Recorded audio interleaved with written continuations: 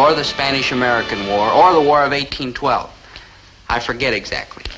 Quiet, respectable, sort of a drag, to be perfectly frank.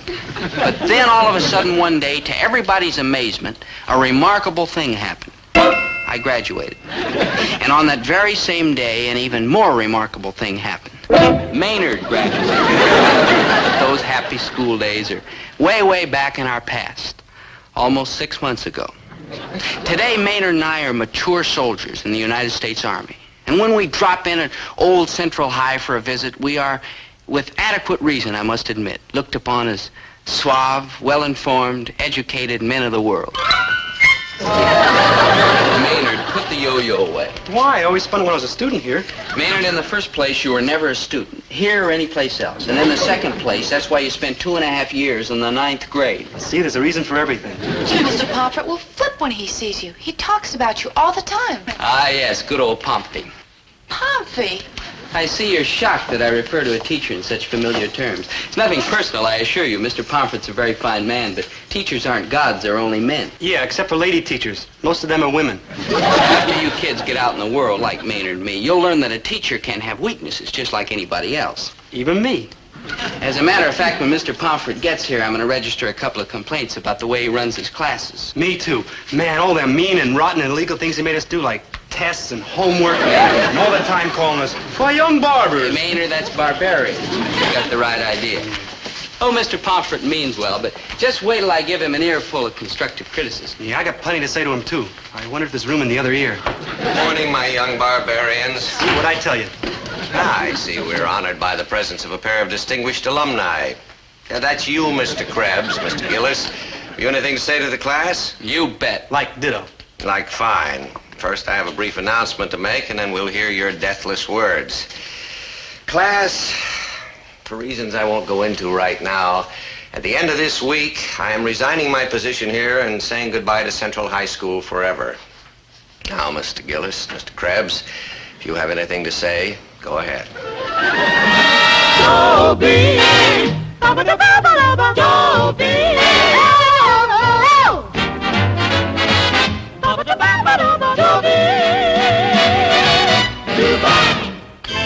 Mr. Pomfritt's leaving Central High? I heard it, but I still can't believe it. Sure, he's pretty old. Probably almost 40. But we need him. Losing Mr. Pomfritt, it'd be like losing the plumbing. Why is he doing such an awful thing? For what reason? Money. Like money, Mr. Krebs. Like wampum, like pelf, like loot. Well, if that's what's bugging you, Mr. P, I'll be glad to slip you a few bob, all the way up to a couple of bucks, and you have to pay no interest. I'm the sporty type. Thank you, Mr. Krebs. You're all heart. But the problem is somewhat more long-range than that. I'm simply finding it increasingly difficult to support my family properly on a teacher's salary. Why, my wife has to work 3 nights a week as a babysitter, and I don't like it. Now, if you'll excuse me... Mr. Pomfritt, I don't mean to butt in, but you can't leave Central High School. You love teaching. It's your whole life. No offense, Mr. Gillis, but that's a lot of hogwash. Teaching is merely a way of making a living to me, that's all.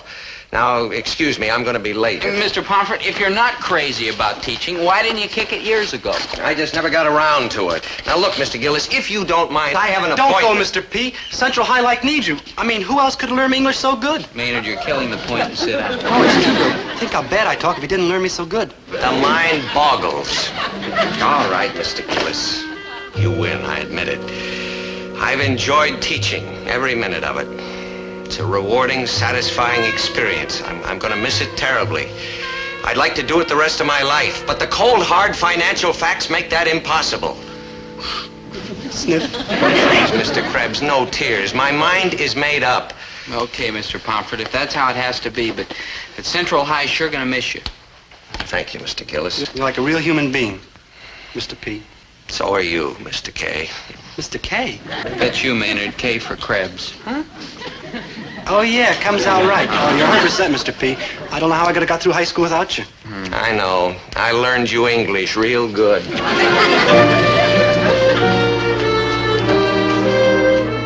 Mr. Pomfritt is leaving? The guy who learned you English real good? We just couldn't talk him into staying. Teacher salaries are going up all the time. It's a pity Mr. Pomfritt couldn't hold out a little longer. Hey, I got an idea. We lock him inside this school and smuggle in his meals, and he lives in there. Good thinking, Maynard. Hey, how about about that idea? Like brilliant, huh? Brilliant, Dad. Miserable. I'm all so shook up because a fine mind is liable to go gurgling down the drain. Mr. P's mind, too. Boys, I'm terribly proud of your concern for Mr. Pomfritt, but what is the reason for this sudden interest in education and good teaching? It's because Mr. Pomfritt's a credit to the teaching profession. That's the reason. Why, he's done things for us, for all the kids, miles above and beyond the call of duty. He's a great American like George Washington or Winston Churchill. I promise you, I'm going to do my darndest to see that future generations of Central High School students don't miss a chance to get Mr. Pomfritt for their teacher. Or General de Gaulle. Dad, don't you remember how Mr. Pomfritt always went to bat for us? Like that time the principal wanted to boot us out of school? Which time he wanted to. It was right around the beginning of our senior year. Remember, Maynard? Class hadn't started yet that day, and I was standing in the classroom. Oh, delight of my delights, oh, moon of my Caribbean. Dobie. Oh, Prince. Guess what I got in this box? I haven't the vaguest notion, Maynard. Oh, come on, guess. Why don't you just tell me? Oh, it's more fun if you guess. Come on. Okay, let's see now. What would you put in a cardboard box? Frogs. Yeah, 14 of them. Almost a dozen, and they're beautiful. 14 frogs? Yeah, they were out of horned toads. Now look, Maynard. I know a fellow don't usually think of frogs as beautiful, but these are the most beautifulest frogs that ever were. Maynard, have you gone wig or something? You've got to get rid of these quick before something awful happens. What awful could happen? I ain't gonna ask no more dumb questions here. Good morning, my young thirsters after knowledge. And I use the term with a devil may care abandon. Today, we are going to discuss the dramas of William Shakespeare. And his plays are universally recognized as the outstanding examples of drama in the English.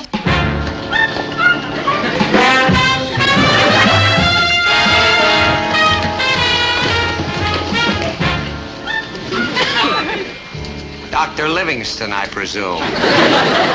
Now, if I may be so bold, I would like to suggest that we turn to our textbooks, page 208. There we will find Act 1 of Shakespeare's Othello, where the author... What was that? What was what? That. That what? That. What's that? Something's fishy around here. No fishy. Froggy. There's something down there. It bit me. It was me. Oh, it's all green and moldy. Yep, that was me, all right. All right, class, settle down now, settle down. This is still a schoolroom. I wouldn't want to make book on it.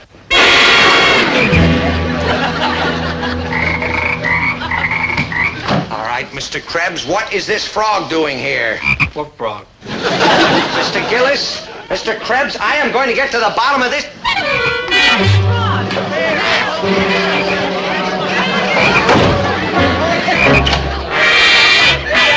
Like Jigger's the principal. Dr. Livingston, I presume? Mr. Pomfritt, what is the meaning of this? Well, Mr. Nettleton, I can explain. Oh? Pathetically, of course. I want the culprits who are responsible for this disgraceful exhibition to step forward. Okay, culprit, step forward. Maynard. I did it, sir, but honest, it was an accident. Me too, sir, and man, was it an accident. Oh, Mr. Gillis and Mr. Krebs, I should have known. Very well, I want you both to report to my office promptly at 9 o'clock tomorrow morning. With your parents. All four of them. I only got 2. Hello, blabbermouth. Maynard, he would have found out anyhow. And besides, if you tell the truth, you'll never get in serious trouble. You're in serious trouble. Why? Me? Krebs, where are your parents? Like out of town, sir. When did they leave? When they heard I was in serious trouble. When will they be back? When they hear I'm out of serious trouble. Now listen to me, Krebs. Something's got to be done about the way you've been... Mr. Nettleton, Your Honor, sir, Mr. Gillis and I will be responsible for Maynard until his parents return. Won't we, Herbert? Yeah, Daddy. Disrupting a class the way you boys did may seem a minor offense, but it indicates a willful disregard of discipline and the rules of society. Dobie, are you guilty or not guilty? Sir, would you mind repeating the question? Guilty, sir, guilty. Maynard, what about you? Guilty or not guilty? I don't know yet. I haven't heard all the evidence. I'm like guilty, sir, like guilty. Mr. Nettleton, may I say a few words in defense of these boys? But they've just admitted they're guilty. Guilty of what, sir? Releasing a few frogs in my classroom? 14. Maynard. Sir, I submit that the important issue here is why did Dobie Gillis and Maynard G. Krebs bring those frogs to class in the first place? Why, indeed? Yes. I submit that the answer is not a desire for mischief, but A simple curiosity. A curiosity about the world around them. A commendable curiosity about their fellow creatures on this planet. They are investigators, great inquirers, experimenters in the great tradition of the storied army of scientists who went before them. Us, Mr. P? Shush. You present a strong argument in their defense, Mr. Pomfritt. Sir, if we punish a touch of overenthusiasm in the student's pursuit of scientific knowledge, why, we crush the creative curiosity of our young people. Yay, Mr. P! As I study the faces of these future scientists, I must confess that I still have my doubts. However, I'm willing to go along with your judgment, Mr. Pomfritt. The charges are dismissed. Attaboy, Mr. N. And Mr. P, too. So who's... If these boys want to study frogs to see what makes them tick, more power to them. But if it happens again, so help me, I'm going to find out what makes you tick. Thank you, Mr. Pomfritt. Thank you. We'll never forget you, Mr. Pomfritt. Yeah, thanks, Pomfrey, old man. Yeah, thanks, Pompey, old man. You're welcome. But I'm warning you, boys. One more frog in my classroom, and I'm going to find out what makes you tick. Yeah, I'm gonna find out what makes you Yep, good old Mr. Pomfritt really came through for us that time. I could never look a frog straight in the eye again. We've got to convince Mr. Pomfritt that teaching's the only place he belongs in. He'll never be happy doing anything else. Hey, what if I like went over and showed him how good he learned me English? No offense, Maynard, but over my dead body. I can recite all the things I know, like always use I before E except after C. Or is it I before E except after S? Maynard, Hey, it's a sensational idea. Or is it E before I? You like it? I love it. Great, when do I start reciting? Well, not exactly you, Maynard. Mom, Dad, Mr. Pomfritt's been teaching for around 15 years now, right? Right. And he's turned out a lot of students who've already amounted to something in the world, right? Right. Just yesterday I was reading about that Monahan boy. He's become a professor or something over at the university. Right. This town's loaded with people who were started up the ladder of success by Mr. Pomfritt. Now, why couldn't we throw a testimonial and invite a bunch of Central High graduates who've made good? Then Mr. Pomfritt will see how important his work is. Or is it I after E Not except? now, Maynard. And I'm sure that the school authorities would let you use a classroom for such a worthy purpose. Yeah, I'll furnish the refreshments. Don't invite over 15 people. Come on, Maynard, let's shoot over to the school library. Yeah, no big eaters either. And we'll get the names and addresses of the most successful graduates out of the old yearbooks. Or is it E before I?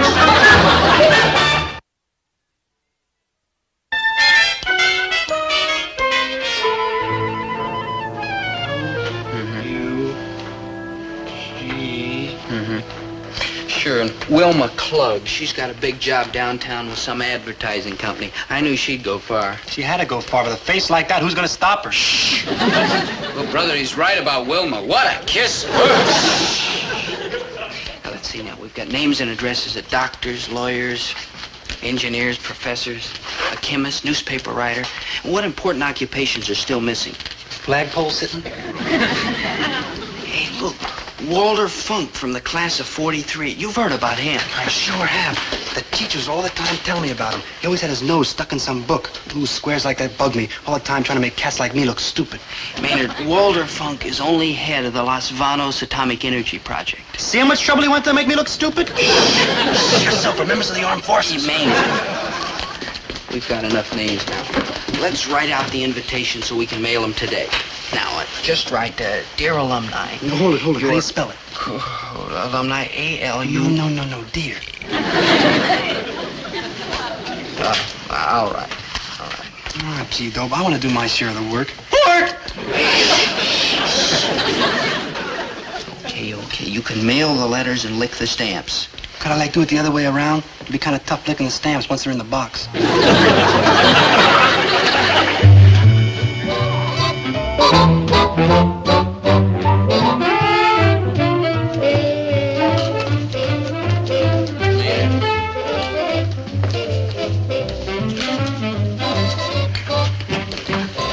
It's 8 o'clock and nobody's here yet. I'm worried. What's to worry about? Maynard G. Krebs is on the job. Maynard, are you sure Leave him alone, the poor schnook. Yeah, leave me alone, the poor schnook. He's doing his best to keep Mr. Pomfritt here, like the rest of us alumni. You two? You bet. Floyd Trigby, class of 52. Dobie Gillis, class of 60. Winifred Gillis. No comment. So I got a bunch of letters here with the return address for Dobie Gillis. Dobie Gillis? I'm Dobie Gillis. Hey, these are the invitations. Maynard, you said you mailed them. I did, honest, though. And you dropped them in a mailbox on the corner of 4th and Willow. Like true, you see? Only it isn't a mailbox, it happens to be a storage box. Like right, and that's why I had to use a crowbar to get them letters in there. They've been in there for 3 days. Yeah, you see, I didn't... Maynard, how could you do such a...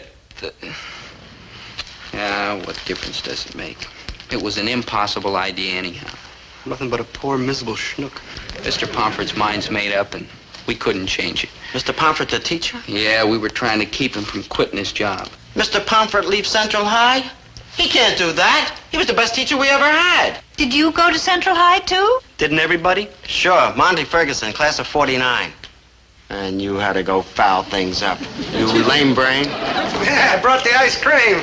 Oh. Yeah. Push the vanilla at 6 cents a gallon cheaper. Hey, and look what else I brought. I'm Myrtle Tarantino. It's my husband, Clyde. Clyde Tarantino, how do? How do? We went to Central High, too, Clyde and me. We was in the grocery store shopping when your father started out with the ice cream. Well, naturally, we couldn't help overhearing. Myrtle eavesdrops. I sure do, baby. What can we do to help? We don't want to see Mr. Pomfritt leave either. Myrtle's very sentimental. Oh, I sure am, sweetie. Look, it's wonderful that all of you want to help, really wonderful, but we had a little trouble with the invitation, so the whole testimonial's called off. Called off? Ooh, I got it. Maynard. How come you blame me? When something goes wrong, who else? I'm gonna bash that knucklehead little No, Myrtle, please, it was an accident. Maynard couldn't help it. Good evening, my... Why, Mr. Pomfritt, How are you? Hello, Floyd. Good to see you. Monty. How are you? Myrtle Clute. I haven't seen you for years. Well, it's Myrtle Tarantino now, Mr. Pomfritt. We're married and have 5 kids. Oh, no wonder I haven't seen you for years. Mr. Gillis, are you responsible for this? Well, yes, sir. I'm very angry with you, Mr. Gillis. When you asked me to come here tonight and I accepted your invitation, I didn't expect anything like this. Well, I'm sorry, Mr. Pomfritt. Well, of course, I'm grateful for your efforts to keep me on here at Central High. It's very heartwarming, but well, it's just completely out of the question. All this is very embarrassing. Please forgive me, Mr. Pomfritt. The whole idea was a dud. We were going to have a bunch of your most successful graduates, you know, doctors, lawyers, professors like that, to tell you how helpful you were to them. But it just didn't work out. I'm sorry, Mr. Pomfritt. I didn't mean to put you on the spot. Look, let's just forget the whole thing and everybody go home, huh? Without eating? Maynard, pipe down. Well, I think under the circumstances, maybe going home is the best idea. Without eating? Maynard, pipe down. Just a darn minute. Look, maybe we're not professors or doctors or lawyers, but we graduated from Central High, too. We've got a right to be heard, Mr. Pomfritt. She's right, Mr. Pomfritt. Ordinary folks like us, we get a lot out of going to school, too. And you ought to stick around and listen, like Mrs. Tarantino says. Oh, you call me Myrtle. Okay, Myrtle. Look, Mr. Pomfritt, you take me, for instance. I mean, I put in a man-killing day, what with those screaming kids and a house to clean and a husband that eats like a horse. No offense, honey. No offense, dollface. Your cooking does it. Anyway, by nighttime, I am bushed. I mean, conked out. But you know what I do? I sit me down and read a book. A book. Myrtle. No, wait a minute. I'm not finished yet. Maybe you think it's funny me sitting down to read a book? Well, I've read me lots of interesting books in the last 6-8 years since I graduated. And if it hadn't been for your classes, Mr. Pomfritt, I would never have got past Dick Tracy. Man, he's a wireless. On Sunday, he always wears a green hat and a yellow coat. Clam up, kid, or I'm going to have to belt you. I'll go along with Myrtle, Mr. Pomfritt. I mean, this job I got ain't the greatest in town, but it gives me time to think. And if it wasn't for all that talking we did in your class, I wouldn't even know how to think. You know what I mean? I think I do, Mr. Trigby. I think I do. Me? What I remember from your class is poetry mostly, and the way you were all the time explaining it. I mean, like, take a sky. Oh, it's a sky, sure, but also it's a blanket, or a roof, or a canopy, or a window overlooking the universe, depending on how you look at it. I mean, the way you explained this poetry, I found myself looking at everything altogether different. Mr. Tarantino, that's a most impressive definition of poetry. Watching television tires me out and taking care of the kids. But books are restful, like, you know. I mean, there's just you and the story. And you can think about it. There's nothing to tangle up your head. Mr. Pomfritt, Oh, Monty, I haven't seen you in years either. Yeah, I've been busy. You know, rain and snow and dark and night and all like that. Oh, you're one of our unsung heroes. Yeah. Hey, Mr. Pomfritt, do you remember how you used to talk to us about bird watching? Yeah. I remember also how I used to send you to the principal's office when you'd burst into uproarious laughter every time I mentioned it. Yeah, how about that? Boy, things sure have changed. You know how come I decided to become a mailman? Mm-hmm. It's on account of delivering mail as outside work, where I could walk a lot and look at the birds. You're kidding. Who's kidding? You happen to be looking at the president of the West Side Birdwatcher Society. And guess what? What? Yesterday we saw our first yellow-bellied sapsucker of the season. No. And if it wasn't for you, Mr. Pomfritt, I probably would have took a job inside behind some desk somewhere, never getting a look at a yellow-bellied sapsucker or a tuft-headed ibis. Criminy, what a waste. Monty, I'm deeply touched. That goes for me too, Mr. Pomfritt, sir. I know I wasn't the best student you ever had, but then I wasn't the worst. Yeah, I guess I was the worst. That's true, man. No offense. No offense. But going to your classes did me a lot of good, just like they did everybody. You shouldn't ought to leave because there's a lot more people like us than scientists and engineers and cats who mess around with platonic energy. Yeah, Maynard, that's atomic. Mr. Pomfritt, at first I was pretty upset because this testimonial party fell apart and we didn't have any important graduates here to talk to you. But now I'm glad it happened. I mean, sure, some of the students who went through your classes turned out to be howling successes, but they would have made good anyhow. No, the kids you really helped are the ones like us, the ordinary kids. We learned things from just being in your classes that made all of us better people, with more understanding of what's going on around us, with more, well, just better people. That's the only way I can put it. Mr. Gillis, sometimes in the noise and excitement of running a class, a teacher loses sight of the goals that he set out to reach. I want to thank you for reminding me of them. You people are my real trophies. Ordinary, down-to-earth, wonderful people who read books and poetry and watch birds because you honestly love doing it, not because you're supposed to like it. The common man, if you will. Yeah, well, I comment all right. You sure are, Maynard. All of you are, and I love you for it. Please, Mr. Pomfritt, don't leave us. Yeah, stick around, Pompey. Be a sport. Steve, because... Come on. All right, now, quiet, students, and Mr. Gillis and Mrs. Gillis. About that sign, Dobie. Mr. Pomfritt, don't go. Let's get rid of it. Who's going anyplace?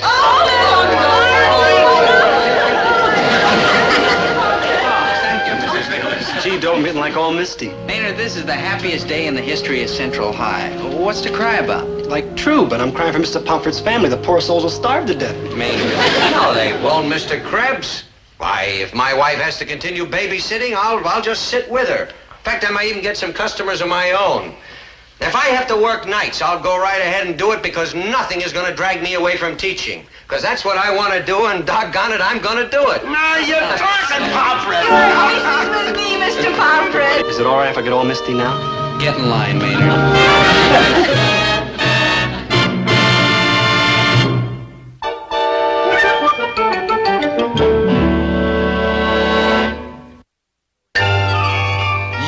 Seen the day you can jip Herbert T. Gillis trying to overcharge me a half-cent a pound for coffee. You crooks, you.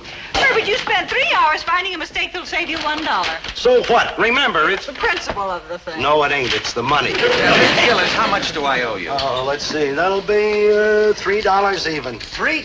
Look, those are the prices that prevail. Take it or leave it. There are other stores in town, you know. Nobody's dragged you here. You came in with your own accord.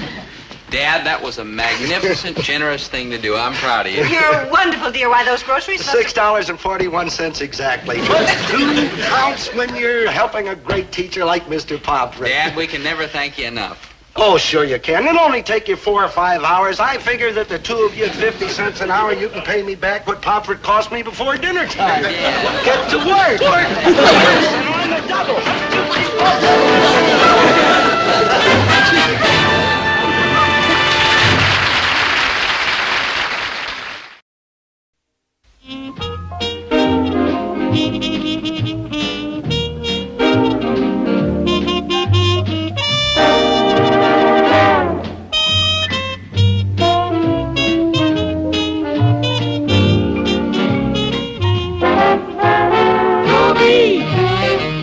a gal who's dreamy, Dobie. Wants a gal who's creamy, Dobie. Wants a gal to call his own. Is she blonde? Is she tall? Is she dark? Is she small? Is she any kind of dreamer at all? No matter, he's hers and hers alone. 'Cause Dobie has to have a girl to call his own.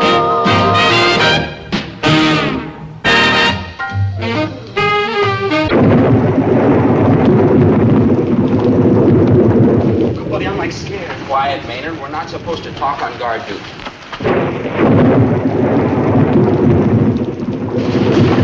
Yo, could we like march together so you could like hold me? No, Maynard. Now walk your post in a military manner. Don't you hear that? Yeah, it was pretty close. It's like cut out again. Halt! Who goes there? Advance and be recognized. Hey, Sergeant! Sergeant! What's going on here? Sergeant, I think we've trapped an enemy agent. Yeah, he came here to blow up America and destroy our freedom and liberty, which our forefathers fought and bled for. But he reckoned without the skill and daring of Private Maynard G. Krebs. Yeah, Private Dobie Gillis. Yeah, him too. Where is he? Yeah, in there.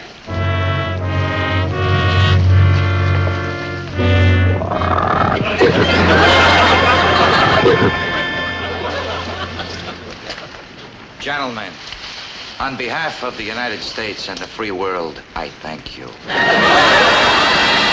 Dobie,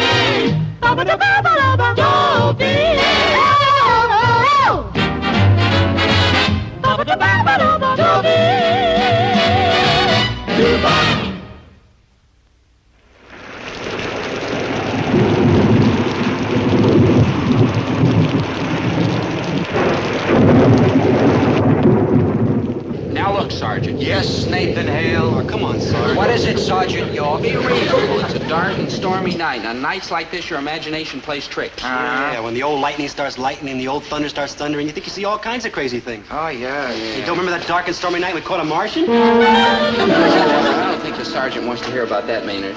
Oh, yes, the sergeant does want to hear about it. Oh? Proceed, Private Krebs. You say you caught a Martian? Yes, good Sergeant, buddy. In fact, we caught a lot of Martians. Yeah, of course, we were very young at the time. Little tiny kids. Uh-huh. How long ago was it? About 3 months. About... Gentlemen, for the protection of all that is dear to me, mainly this post, you are now relieved. You guys are on. Good as like a dark and stormy night. Is that true, Sarge?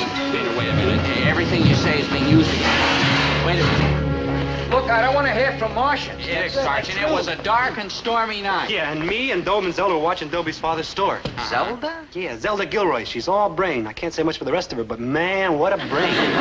Well, there we were, the three of us in my father's store on this dark and stormy night.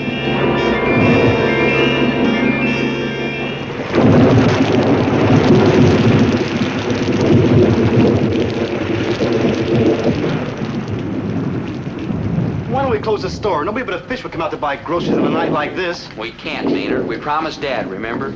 I mean, Mom and Dad are entitled to a night off once in a while. You're all heart, Dobie. Now cut that out! Can't help it, Dobie. I love you, and you love me too. When I wrinkle, you wrinkle back. Zelda, I've told you 1,000 times, it's only a reflex. Pish-posh. It's love. Where'd they go? Who? Your mom and dad. Oh, to the movies. Ooh, I wish I was down at the Bijou like your mom and dad. I'd be sitting eating my popcorn, so all settled down in one of them furry red seats, watching that great movie. What great movie? The Monster That Devoured Cleveland. Gas. Maynard, how many times have you seen The Monster That Devoured Cleveland? You mean this year? Maynard, did you ever see any picture except the monster that devoured Cleveland? Like, of course. Like what? Like the son of the monster that devoured Cleveland.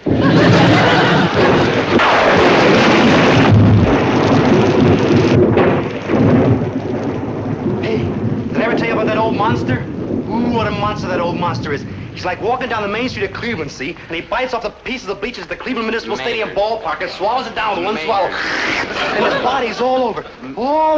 And he just keeps like I'm walking.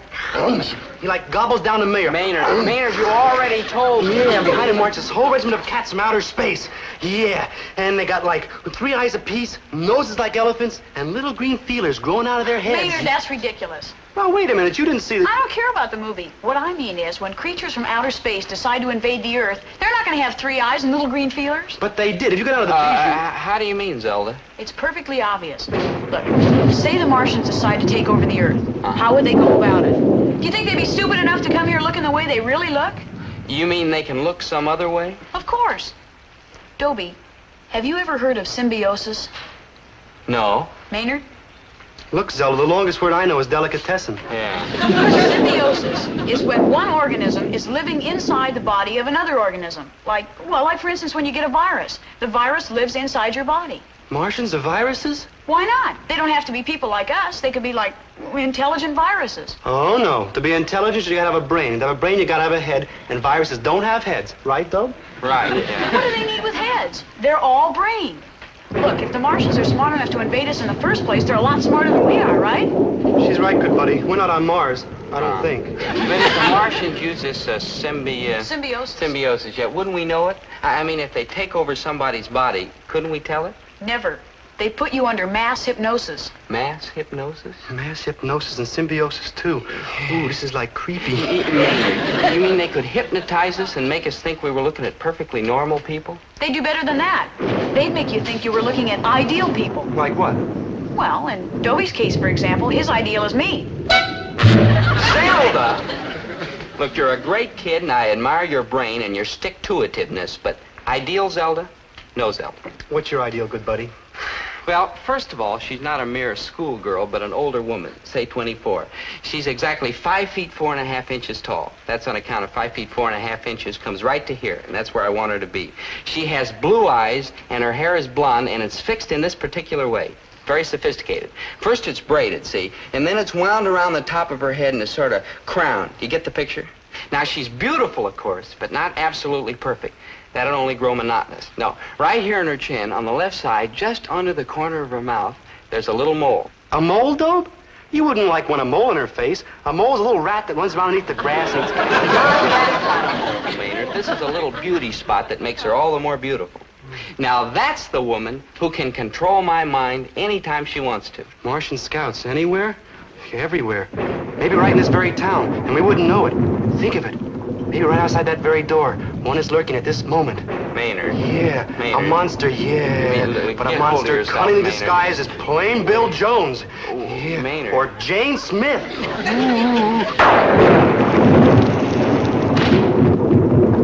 My name is Jane Smith. I want to use your telephone. Blue eyes, blonde hair wound around the top of her head, and a little mole.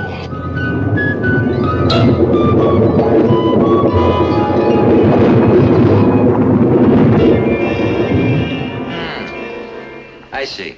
So you assumed that this Jane Smith was a Martian? Well, Sergeant, it was a dark and stormy night. And she did have all that blonde hair piled up on top of her head. Yeah, and the mole. Don't forget the mole.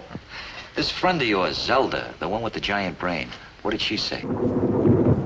Well... Now get hold of yourselves. This is just some silly coincidence. But she's... I said, may I use your telephone? She's the one I was telling you about. Of course you can use the phone, Miss Smith. It's right behind you.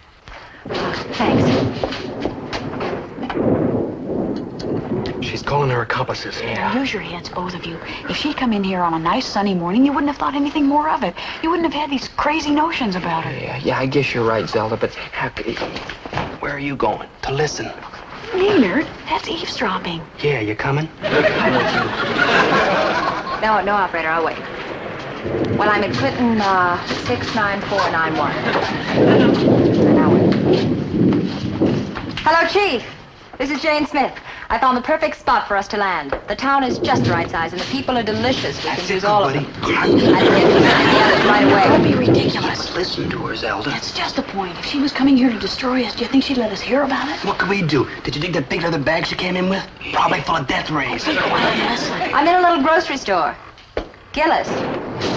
Yes, there's plenty of food. We could probably do some shooting, too. We're doomed. There's probably some very simple explanation. Sure there is. Symbiosis. Tell the others to meet me here in half an hour. Okay, Chief, I've got it. Everything will be ready by the time the second unit moves in. Meanwhile, I'll take a few shots around here. Bye-bye, Chief. I'm going for the law, small girl. I'm like entitled to police protection. I'm a taxpayer. Maynard, My father is anyhow. Maynard, let's not be hasty. You don't be hasty. I'm getting down to the station house before that intelligence virus grabs me. Ooh, that mole. Do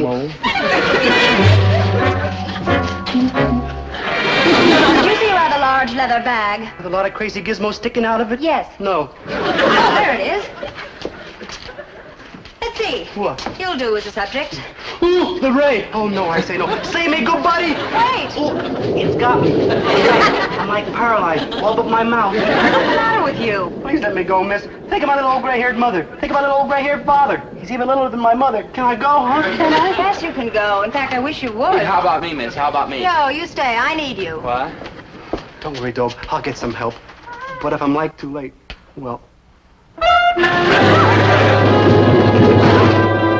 So you see, Sergeant, you can understand how Maynard and I got confused, can't you?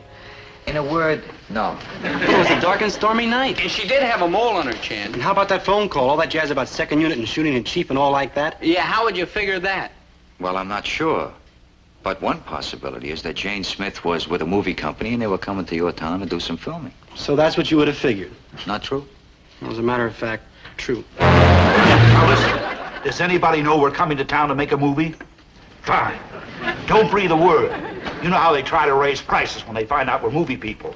And that grocery fellow, what's his name? Gillis. Yeah, that's right, Gillis. Tell Gillis to make about 300 sandwiches. The boys from the second unit will be pretty hungry by the time they get there. Gillis, after your kooky friend here went tearing off to the police station, how come you didn't ask Jane Smith where she was from? Well, I started to, but she stopped me. With a ray gun? No, she ordered 300 sandwiches. And, Sergeant, when anybody orders 300 sandwiches in my father's store, I don't care if they're from Mars, Saturn, or Cleveland. I don't ask any questions. Let me see. Krebs, how come you didn't get straightened out when you got down to the police station? I might have, but somebody else got there ahead of me. Who? A little lost kid. Come on, kid, tell us your name, won't you? How are we gonna find out where you live if you won't tell us your name? I want to go home. We'll take you there if you'll tell us where you live. Now look, here's a nice map of the city. Now you just show us on which street... Wait a minute, that's no way to handle it, kid. Here, look, kid, look what we got for you. Here. Isn't this nice? Clancy and I found it in the park, didn't we, Clancy? There, a nice baseball... You don't like baseball, look, kid? Neither do I. Hey. Yeah, the space helmet. Oh, that's wonderful. Here, kid, put that on. There. Isn't that nice? That's more like it. All right, now, here, you take this ray gun. Clancy, cower in front of that table. What? We want to find out his name, don't you? I'm Cower. I'm Come cowering. on. Okay. Hands up before I drill you. Don't shoot! Don't shoot! The ray gun. Don't shoot! Don't shoot! Hit the ray gun.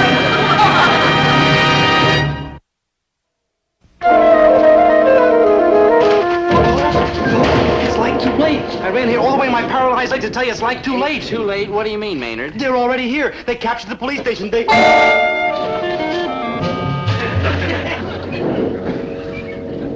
with me to the back of the store, Doe. I don't know what's the matter with you, Maynard, but I can't. I've got to make 300 sandwiches. 300? 300 of them already here, and you're like feeding them? Come on, Doe. Can't you see? You gotta do it for your good buddy. Oh, all right.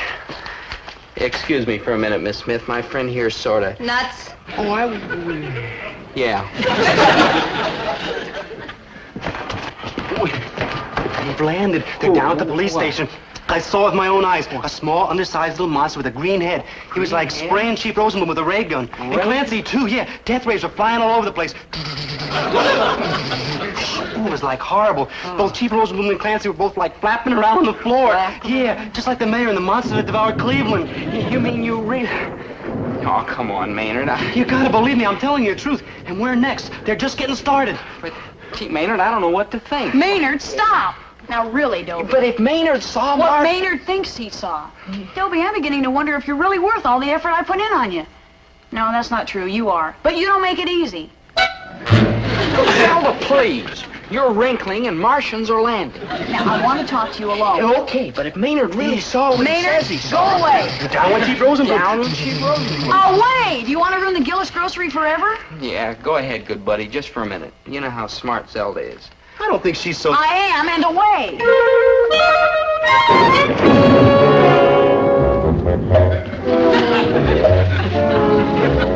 Well, what happened to those other two? They're supposed to be making my sandwiches. Oh, who's making those old sandwiches all right? Just take it easy, Miss Smith. Maybe like to go out for a little walk, huh? In the rain? No, I don't want to go for a walk. I've got a lot on my mind. First unit, second unit, food, shelter, background shots. That's it. It is? I could take some shots of this store. Got the equipment in my bag. If only I had a dark room. A dark room? Oh, you know what I mean. A room with no light in it so I could expose my negatives. A room with no light? Exactly. I mean, we got a room that's, like, pretty dark. You have? In fact, it's very dark. You like to see it? I certainly would. You just follow me, and I'll show you. Oh, this is the room? Looks more like an icebox. An icebox. Don't be like silly. Like, après-vous. Gee, Krebs, you're like a hero. While the rest of the world sleeps and your good buddies like on off his trolley, you and you alone are fighting the enemy. You locked Jane Smith in the freezer? It wasn't easy. She was a big, strong girl. Oh, I bet Gillis's mother and father loved that. Well, as a matter of fact, I kind of hold my mother and father responsible for the whole thing. If they hadn't picked this night to get playful. Them rats. Maynard. No offense, good buddy. You know your mother and father are aces in my book, but why couldn't they always act like dull and stodgy instead of cutting up like a bunch of performance seals? Oh, a great little movie you dragged me out to. The Monster That Devoured Cleveland. How silly can you get? Silly? I thought it was frightening. We mustn't let Dobie see it. Remember the nightmares that he had after he saw Dracula? He was 9 years old when he saw Dracula, and believe me, The Monster That Devoured Cleveland won't give him nightmares. It might give him a bellyache from laughing. Some monster. Oh, I've come to Earth to find a bride. Come, my pal Judy, you will be my wife. Take me, I am in your power. Come, my bride, we must devour, devour, devour.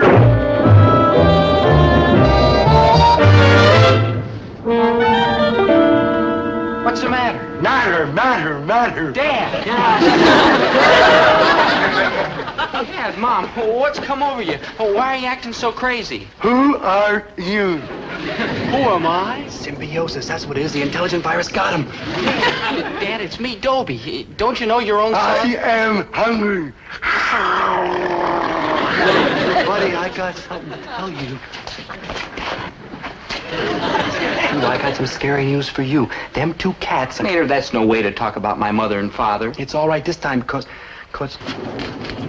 they're not your mother and father. Not my mother? Maynard, don't you think I know my own parents? They don't know you. I know it seems that way, but it's got to be some kind of silly... Dobe, you got to believe me. They're not your mother and father. It's like with Jane Smith. It's like what Zelda said. They got your mind controlled. Maynard, that's ridiculous.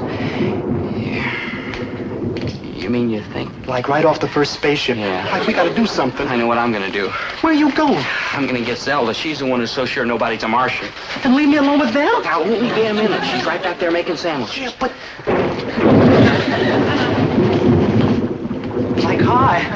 Food, the monster, food. Oh, enough of that, Herbert. You've scared the boys half to death. It's all right, Maynard. We were just having a little fun. Oh, sure. Any intelligent virus likes a little fun now and then. What are you talking about? Who knows what Maynard's talking about? Ever. Hey, what's Dobie doing with all the sandwiches? A woman ordered them. A woman? Where is she? In the freezer. A woman's in the freezer. Why don't you go look? Maynard, someday you gotta end up... Do you think he could be for real?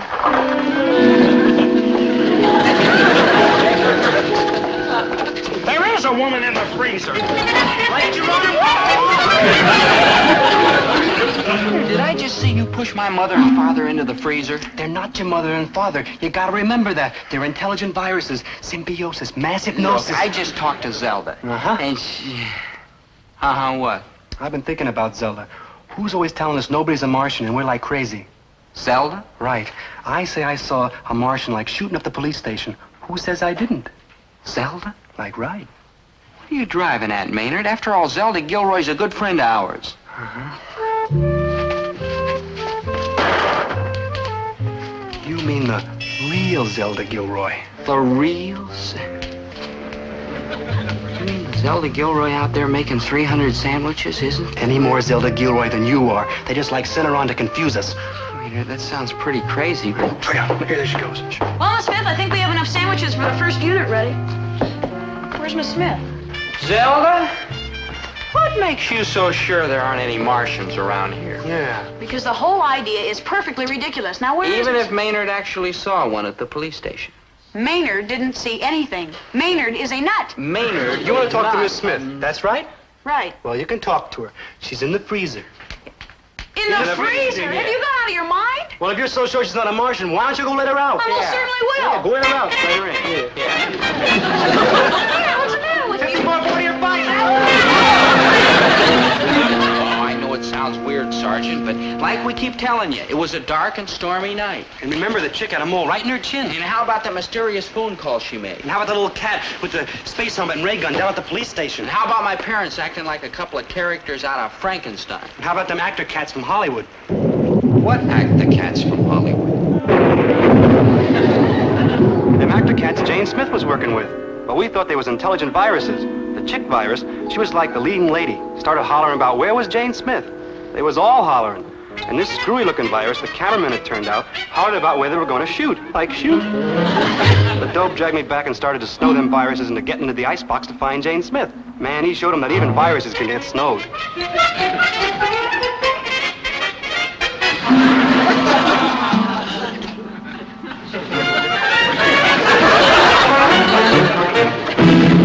How big a freezer has your father got? Pretty big, Sergeant. I didn't realize it until that night, but it's pretty big. You mean you put some more people in there? Oh, sure. Let's see. There was, Don't tell me. Let me guess. There was the chief of police who came down to your father's store looking for the people from Hollywood. And naturally, you figured that the intelligent viruses had taken over the body, so you into the freezer with him, right? Good thinking. Uh-huh. And then there was the cop who came down with the chief. You into the freezer with him, too, right? Good thinking. And that's it, right? Bad thinking. You forgot Mr. Nickleby. Who? The Hollywood producer. He came along to find out where everybody was. And so...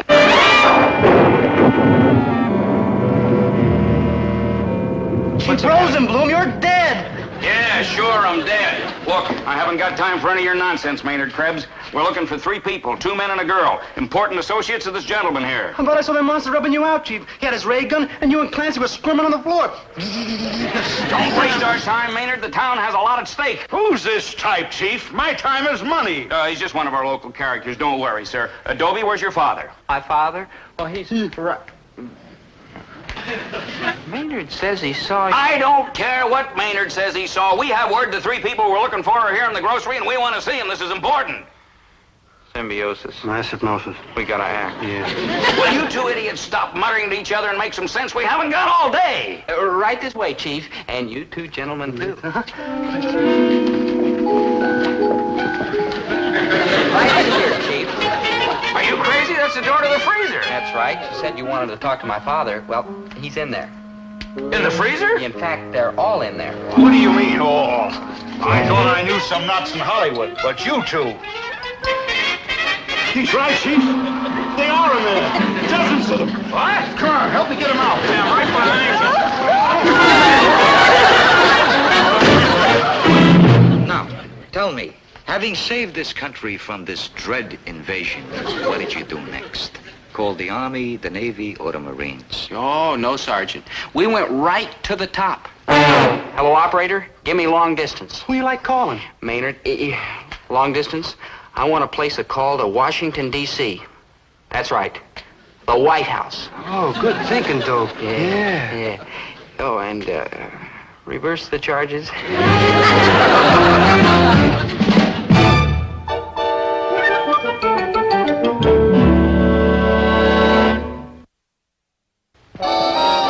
Did you have a nice talk with the president? He wouldn't accept the charges. What a shame. Now, tell me, are those people still in the freezer? Oh, no, they got out. And I suppose you all had a nice laugh about the whole thing? Oh, I wouldn't say that. Me neither. Yeah, you gotta admit, that was a pretty good joke that played on us. You know, it showed a lot of imagination, them thinking we were Martians and all that stuff there. There's some more hot coffee, anybody Gillis. wants it. I just happen to have a couple 100 more sandwiches around here. Gillis? Yes, Chief. Shut up. Now, Chief, don't you think that... Shut up! Chief, are you forgetting your boyhood days, or you Forgetting how we used to play pranks on our elders. Nice, simple, boyish pranks. Oh, I'll admit it got pretty chilly in there, but after all, boys will be boys. Yeah, boys will be boys.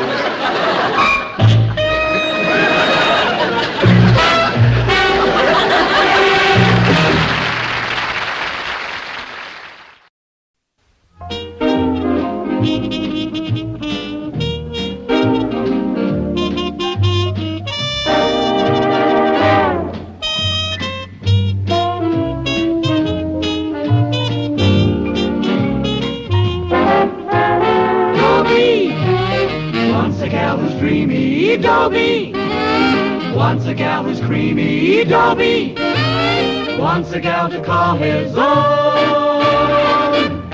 Is she blonde, is she tall, is she dark, is she small, is she any kind of dreamer at all? No matter, she's hers and hers alone. 'Cause Dobie has to have a girl to call his own.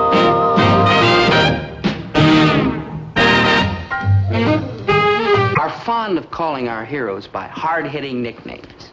Ah, what memories are stirred by the sound of Stonewall Jackson and Blood and Guts Patton. And in our outfit, Lieutenant Spunky Merriweather. I'll make this brief.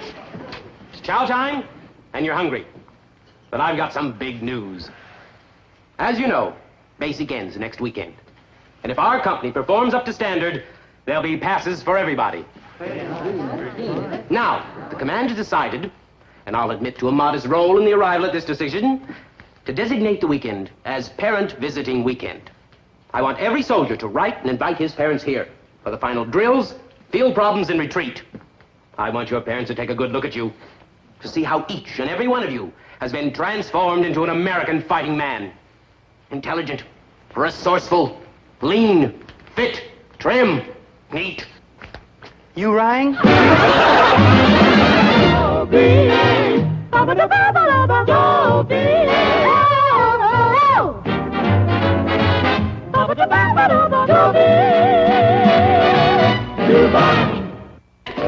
I wouldn't exactly call my friend Maynard G. Krebs a bad soldier. Yes, I would. That's exactly what I'd call him. But he's darn near through basic training now. A spooky thought in itself. And he and all the rest of us are getting excited about our graduation and Parents Visiting Weekend. The parents are excited too, I'll bet. I mean, I wrote to Dad about it. Now imagine how happy he'll be when he gets my letter. Don't bother reading the boy's letter, Winnie. Let me guess. Herbert, really?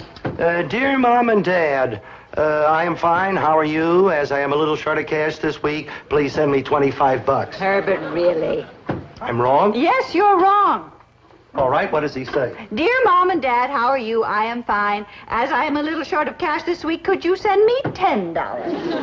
Oh, I'm sorry. I misjudged the boy. And that's not all. We're invited to visit him. Oh, I got to take the cash up to him personally, huh? You weren't even listening. We're going up for Parents Visiting Weekend. And we're going to see the maneuvers, whatever they are, and watch him graduate from basic training. Watch him go through a mess of back-breaking training exercises, huh? Hey, that'll be fun. Seeing how the Army has turned soft, flabby boys into strong, hard, disciplined men. Oh, dear, you mean they brutalized my baby? Taking the dimples out of those rosy cheeks, the sparkle out of those mischievous eyes. Winnie, it had to happen sometime. After all, he is no longer a baby learning soft, sweet, gentle things from his soft, sweet, gentle mother. If they've changed 1 inch of my baby, I'll clobber them. Winnie. I'll break every bone in their miserable bodies. Winnie. I'll pulverize them, the cowards. Winnie, it is only natural for a boy to suddenly grow up and become a man. Remember how it happened to me in WW2? It did? Well, of course it did.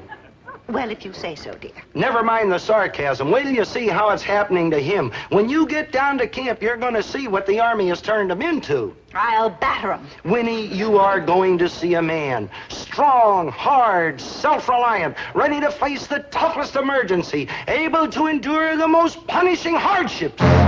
Maynard, would you cut the fan? I'm getting a windburn. Hey, Dope, clue me about this Parents Visiting Weekend. Sure, Maynard. What do you want to know? Who's it for? Parents. Oh. What's it for? Visiting. Oh. When's it for? This weekend. Oh. Oh. Parents Visiting Weekend. That's how I got the name, though. Parents Visiting Weekend. You get it? Parents Visiting Weekend. Good thinking. That's like brilliant. I sure got it up here, huh, Doe? You sure have, Maynard. Yeah, and some people say I don't use my head. How come? The green-eyed monster. Like where? Here, forget it. Never mind. Forget it, Maynard. Forget it. Boy, I can hardly wait to see Mom and Dad. Yeah, me too. Well, good. Then your folks are coming. I don't know. I didn't even invite them. Maynard, you just said you could hardly wait to see your Mom and Dad. No, I can hardly wait to see your Mom and Dad. They're like real human beings. Maynard. Your mom is anyhow. Look. Your father's kind of mean and rotten and all the time hollering. No offense. No offense, Maynard. Yeah, but his heart's in the right place and he means good. Uh-huh. But it must be all kind of scrunched around because he comes out mean and rotten and all the time hollering. Maynard, enough! Now, here. I want you to write to your folks this minute and invite them up for Parents Visiting Weekend. Dope, I don't like to write letters. Then phone them. I don't like to phone either. Maynard, at the moment, we happen to be out of carrier pigeons. Wait. Right. Dear Sir or Madam. Maynard, they're your folks. Oh, yeah. Dear Mr. and Mrs. Krebs.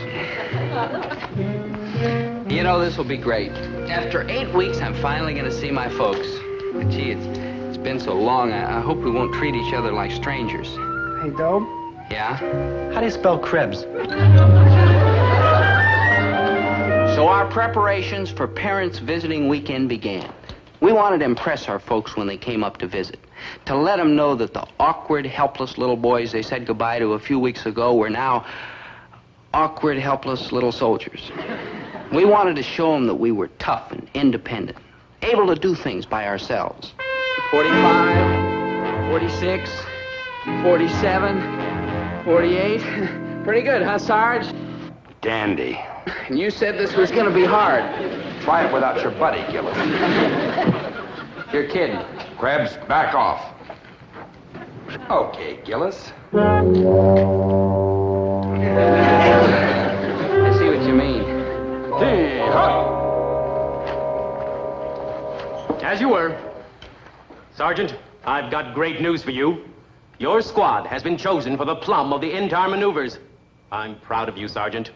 You mean, sir? Operation Xerxes. The secret mission? The 2-week special training? Suicidesville? Right. The Expendables. We hardly dared to hope. Well, that's it.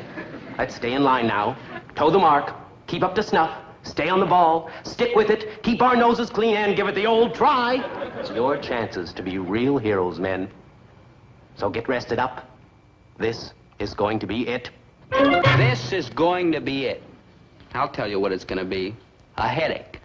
Our folks are coming up tomorrow. But instead of spending the whole weekend with them, we'll have to spend part of the time going through some mixed-up maneuvers. Doggone it. I love the Army, but why do they have to do things upside down and backwards?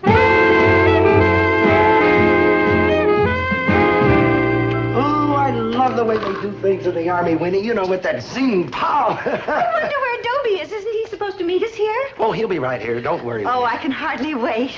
You know, Herbert, this is really a very nice place. It's not at all primitive like I expected from what you told me. Oh, that's all on the surface. Underneath, there's still that iron discipline, rugged living conditions, back-breaking training exercises. Oh, ain't it great? You know, Herbert, from the way you talk, I get the impression that you really want Dobie to suffer. Well, the more hardships he's endured, the better it is for him. You know, the tougher the training, the stronger the soldier. That's why he'll be a little grim and tight-lipped, maybe even a little surly.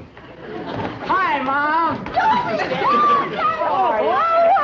Good to see you. I've gone out already. And Maynard, dear, your parents couldn't come. Oh, they were so broken-hearted. They talked about it and planned it all week, and then last night, just as they were packing, your father broke out in a terrible case of hives. He always gets them when he hears my name mentioned like 3 or 4 times real fast. Yeah, when my mother has to mention my name to him, she usually spells it out. Maynard. All he gets is a little rash. Hey, Maynard. When he sees my name written down, it hardly bothers him at all. Just a few little goosebumps is all. That's all right, dear, because we promised your parents that we'd keep an eye on you, and so you'll be our other soldier for the weekend. Isn't that right, Herbert? Yeah, sure. Well, if you yardbirds can get off the post for chow, the treat is on old Sergeant Gillis. I'm going to take you out and get you a real meal. Now, wrap you around a big steak, someplace where you'll feel free to talk, without being afraid of your old iron pants lieutenant. Oh, I know those guys. They get a hold of a manual and... Folks, I'd like to have you meet our CO, Lieutenant Iron Pants. Very well, yes, sir. I'd like you to meet my folks, Mr. and Mrs. Herbert T. Gillis. Lieutenant, my father was a first sergeant in the last big one. Indeed, sir. Mm-hmm. Oh, yeah. That's interesting. Why, it just happens that one of my personal heroes is the great Teddy Roosevelt. Wish I could have served under him, too.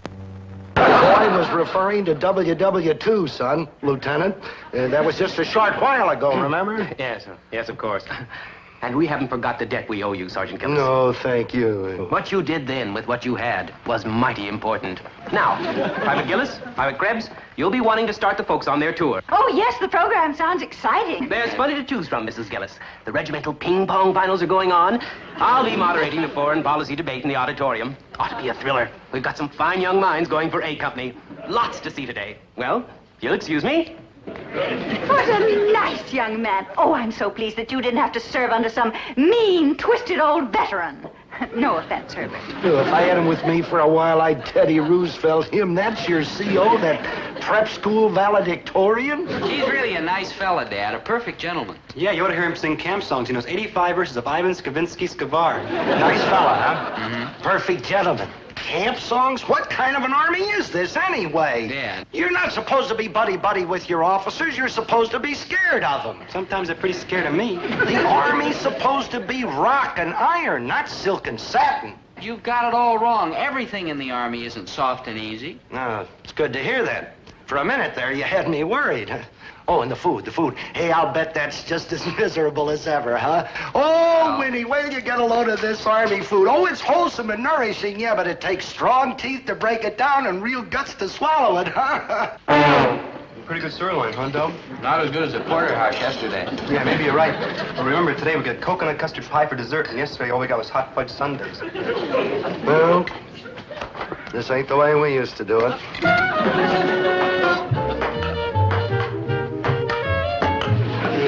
I bet we win the brigade ping pong title this year, huh? Yeah, I hope so. That'd mean 3-day passes for everybody. This ain't the way we used to do it. How do you do, ladies and gentlemen? And welcome to number 12 in our series of great debates. Our motto for today is, a thinking soldier is a happy soldier. As we all know, there's nothing like a good, sharp battle of wits to flex our lazy mental muscles. The topic for today is resolved, that Mars should be an open planet. Phew, this ain't the way we used to do it.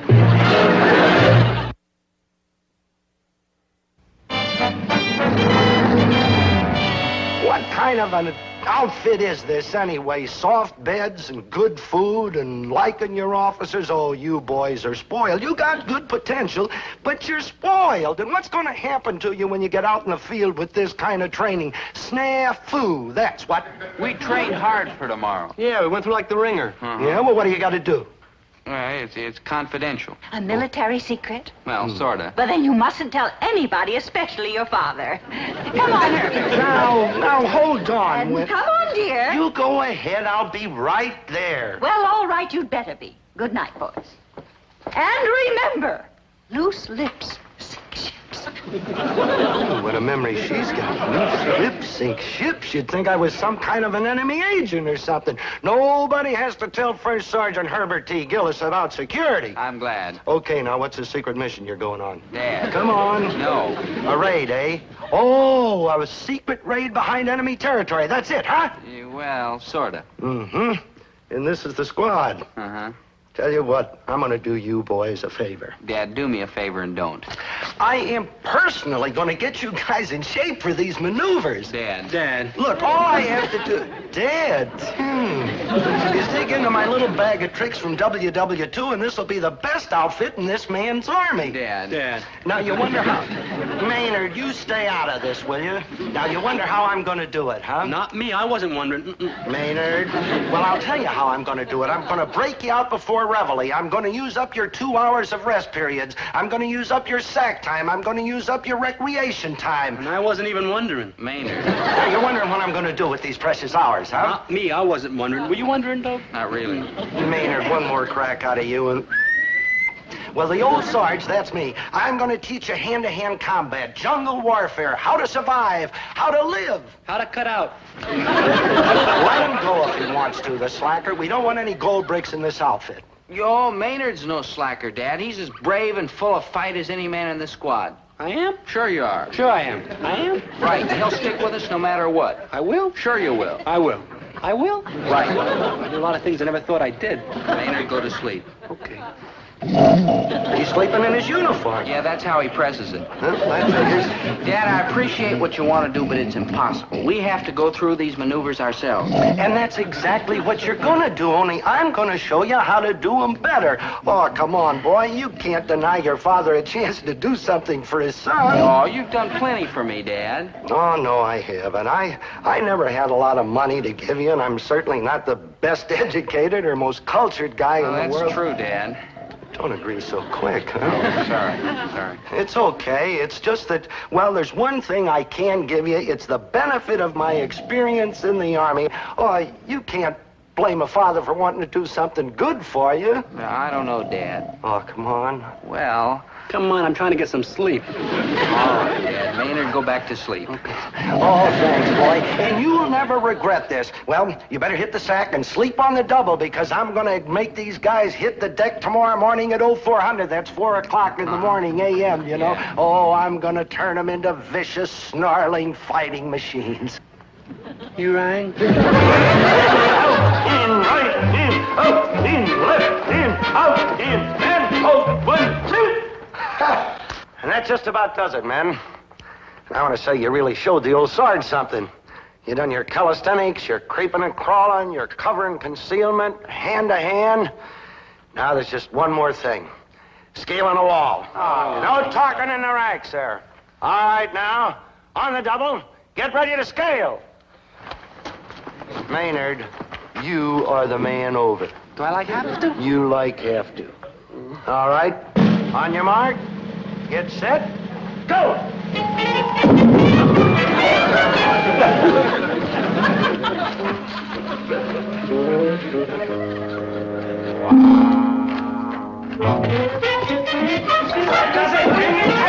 You're up. There you go. That was swell. Cool.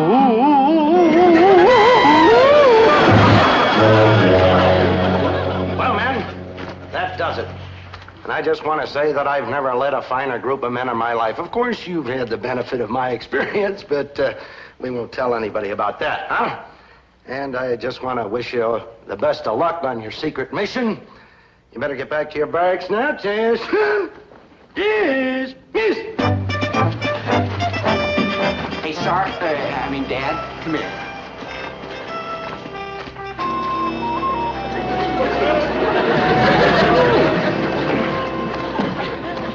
What are you grinning about? Huh?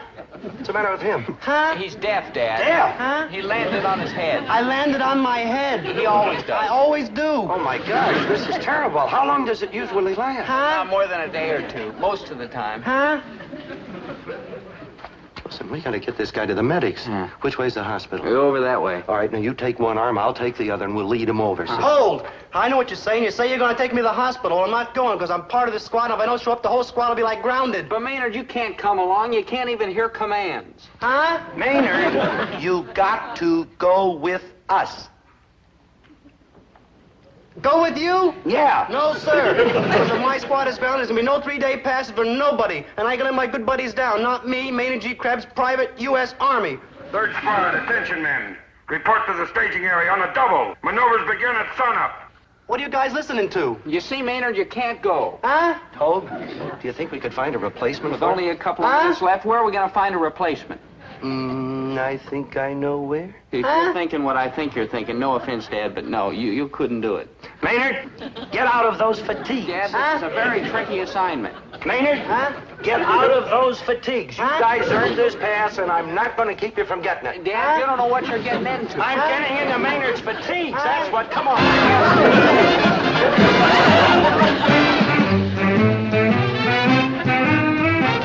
All right, you guys, that's it. Pick up your gear. You know your jobs. Nothing more to say than good luck. Move! Nobody's looking, Dad. You can still duck out. Don't worry, boy. The old sergeant ain't going to let you down. Come on. Here, you see the start of Operation Xerxes. These men, your boys, are starting a mission which they've rehearsed for weeks. Now, let's get into the buses and proceed to the operational site for the dramatic conclusion. Over this way. Lieutenant Merriweather, Lieutenant, isn't there some way that we could locate my husband? He was with my son. There's bus transportation from the barracks to the field, Mrs. Gillis. Don't worry. Your husband isn't going to miss out on this.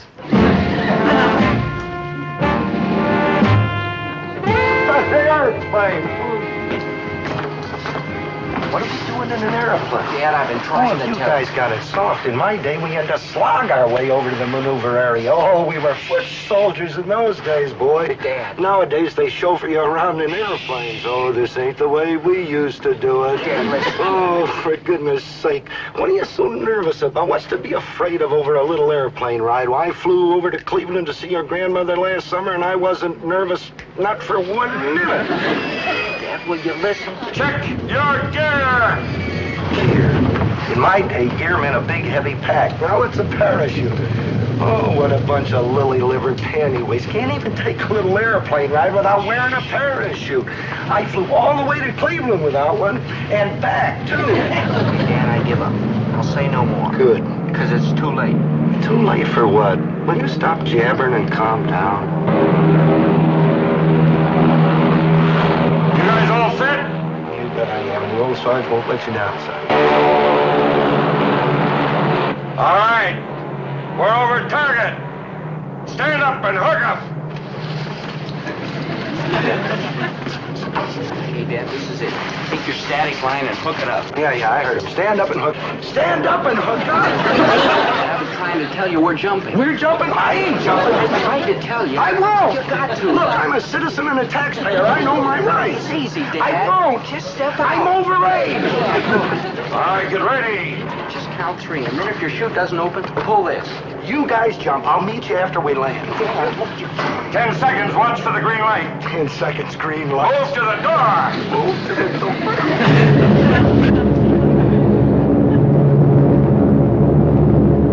Here they come. Your boys hitting the silk. A great moment for you proud parents. Oh, I don't know whether I can watch. They're so young, so sweet. But they're men, Mrs. Gillis, for all their youth. My little boy. Oh! Dad! No. Dad, just say Geronimo. Geronimo! That's it, Dad.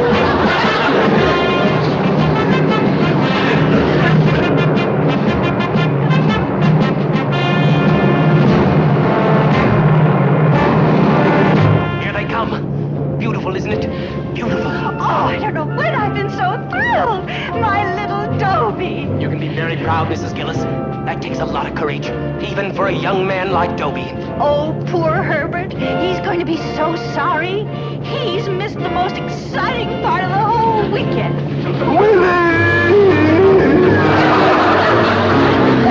Parachute jumping may never be the same, but Dad finally got his feet back on the ground, and our squad got through maneuvers without anybody ever finding out that one of us was a slightly overaged ringer. Yep, Dad was a real hero. Brave, fearless, and daring. And then he had to face Mom. Now, Winnie, I can explain. If it weren't for him, we all would have been scared to jump. Yeah? Yeah.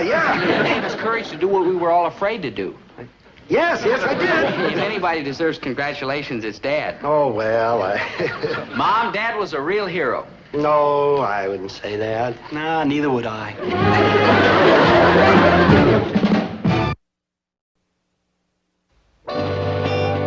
Well, parents, visiting weekend's over. We're back to the hard, rigorous Spartan life. Oh, sure, it was fun kidding around with our folks and relaxing. But we're soldiers with a job to be done. Soldiers with a goal to be reached. Soldiers, well, mostly we're soldiers. I'm no soldier. All through training, I've been like a gallstone around your neck. Maynard, that's millstone around here. See, even you, my best and only good buddy, admit it. I do not admit. I mean, you're no millstone. Why, you've been making your own bunk for days now. Carrying your own pack. You're a real dog face, just like the rest of us. You're important, valuable, needed. Gee, Dobie. So come on, get up off your sack, take a shower or two, and we'll go to chow. Cool, Dobie. I'm with you. A couple more days and we got it made, and I'll make it, Dobie. Oh, hello. To the soap. Hey, Dobe. Do I have to? What? Shower? Yeah.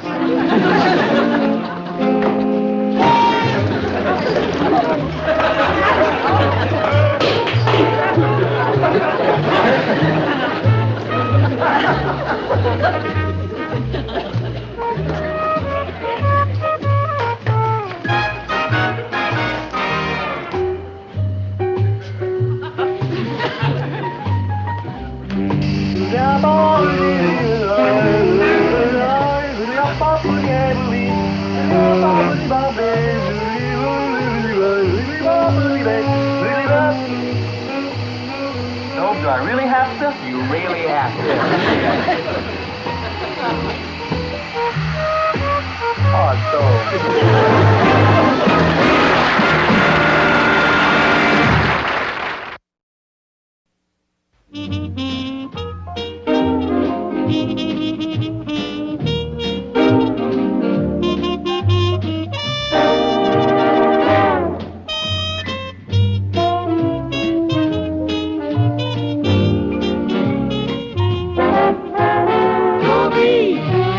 Once a gal who's dreamy, Dobie.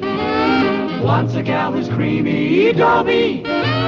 Once a gal to call his own. Is she blonde? Is she tall? Is she dark? Is she small? Is she any kind of dreamboat at all? No matter, she's hers and hers alone. 'Cause Dobie has to have a girl to call his own.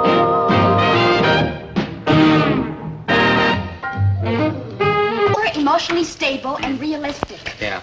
I knew the minute we met this morning. After all, we're both in school, so we'll have to plan our marriage carefully. Oh, you're right, you're right. Okay, now the way I see it is this: we need an income. Right. We can't live on my allowance. I can't live on my allowance. You're right. We'll both have to make sacrifices. Oh, yes, Dobie, I'll sacrifice Good. as long as we can be together. Good, good. Now, it goes without saying that you'll have to quit school and get a job. Oh, yes. Yes, Dobie, I'll work and slave for you. Yes. As long as we have our evenings free for parties and dances and movies. My dear, a man doesn't become a good provider by running around having a good time. I'll have to spend my evening studying. Oh, you're right, you're right. Oh, well, I'll be happy just to sit at home and watch you study. No, my sweet. I have to study at Zelda Gilroy's house. I mean, who else can help me with my studies so that I can graduate with honors and be a good husband you're later? right. See? Oh, go to Yes. Zelda's house. I don't care if I never see you as long as we can be together. Phyllis, dear, you're the cream in my coffee, the pearl in my oyster, the star in my heaven, Cease and desist. fly in my ointment. Hi, Poopsie. Hello, Phyllis. Zelda, I know why you're here, and flake off. I only came to wish you many, many years of happiness, fellas. Zelda. And I just happen to have with me a copy of Dobie's latest grades. Look, Zelda. Which, as you will notice, were the top grades in the bottom 10th of the class. Zelda, cut out, will you? You're a very lucky girl, Phyllis. Here's the results of his latest intelligence test. Also, a sample of his handwriting and a picture of his father, your future father-in-law. Dobie, this is your father? Well, yes. Yeah. That's an old picture. Taken when he was young? Yeah. Yeah. And Phyllis Gillis. That will Gillis? be your name, Phyllis Gillis. Well, what's wrong with Phyllis You will be Gillis? married to the only man, may your union be blessed with many little events, the only man whose entire insides are upside down.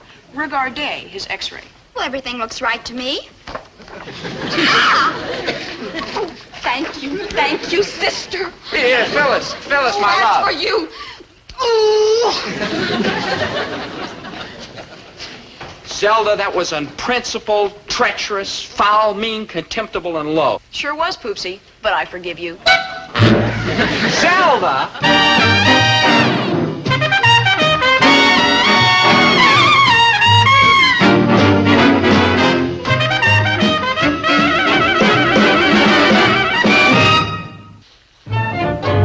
Zelda thinks she can wreck all my romances with other girls. That's what she thinks.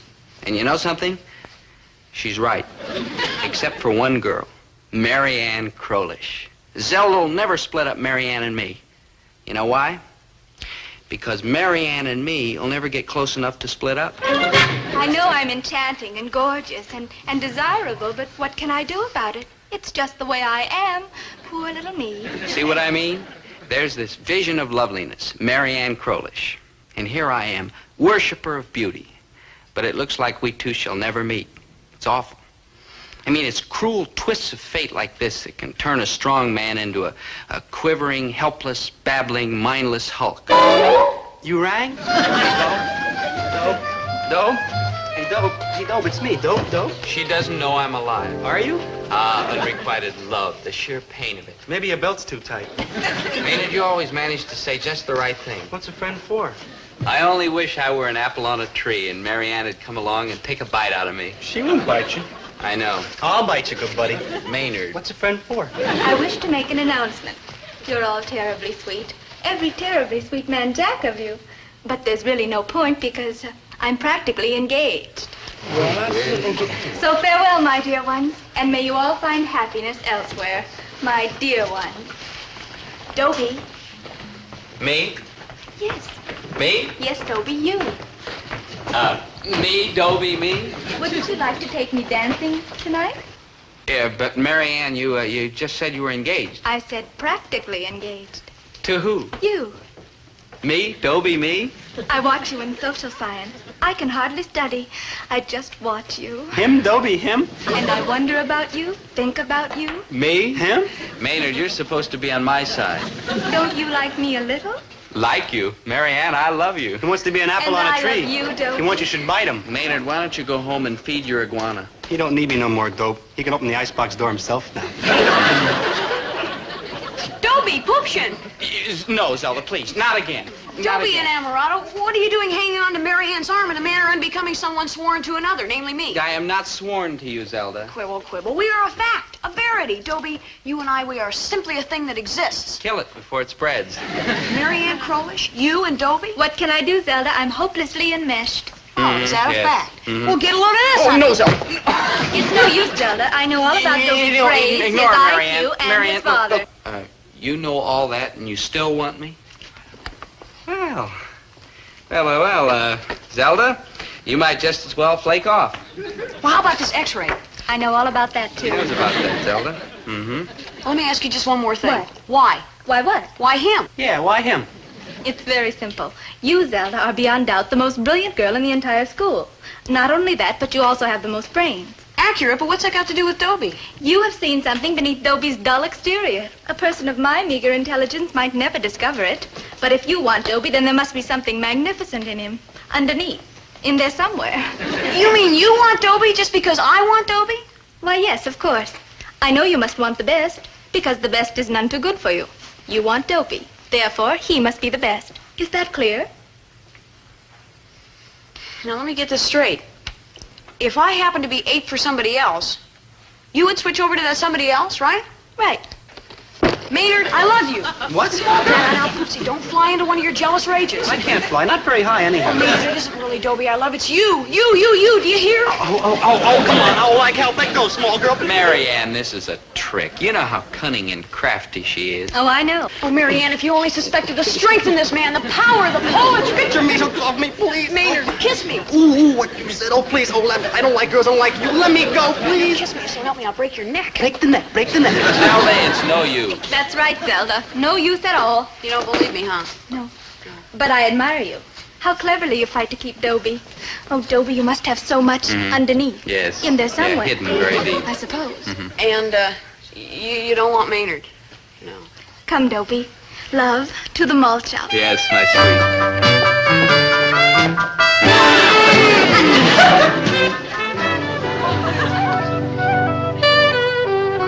Well, here we are. Yep, here we are. Together. Together. For always and always? For always and... well, maybe. What's the matter? Don't you want to be with me always? More than life itself. But?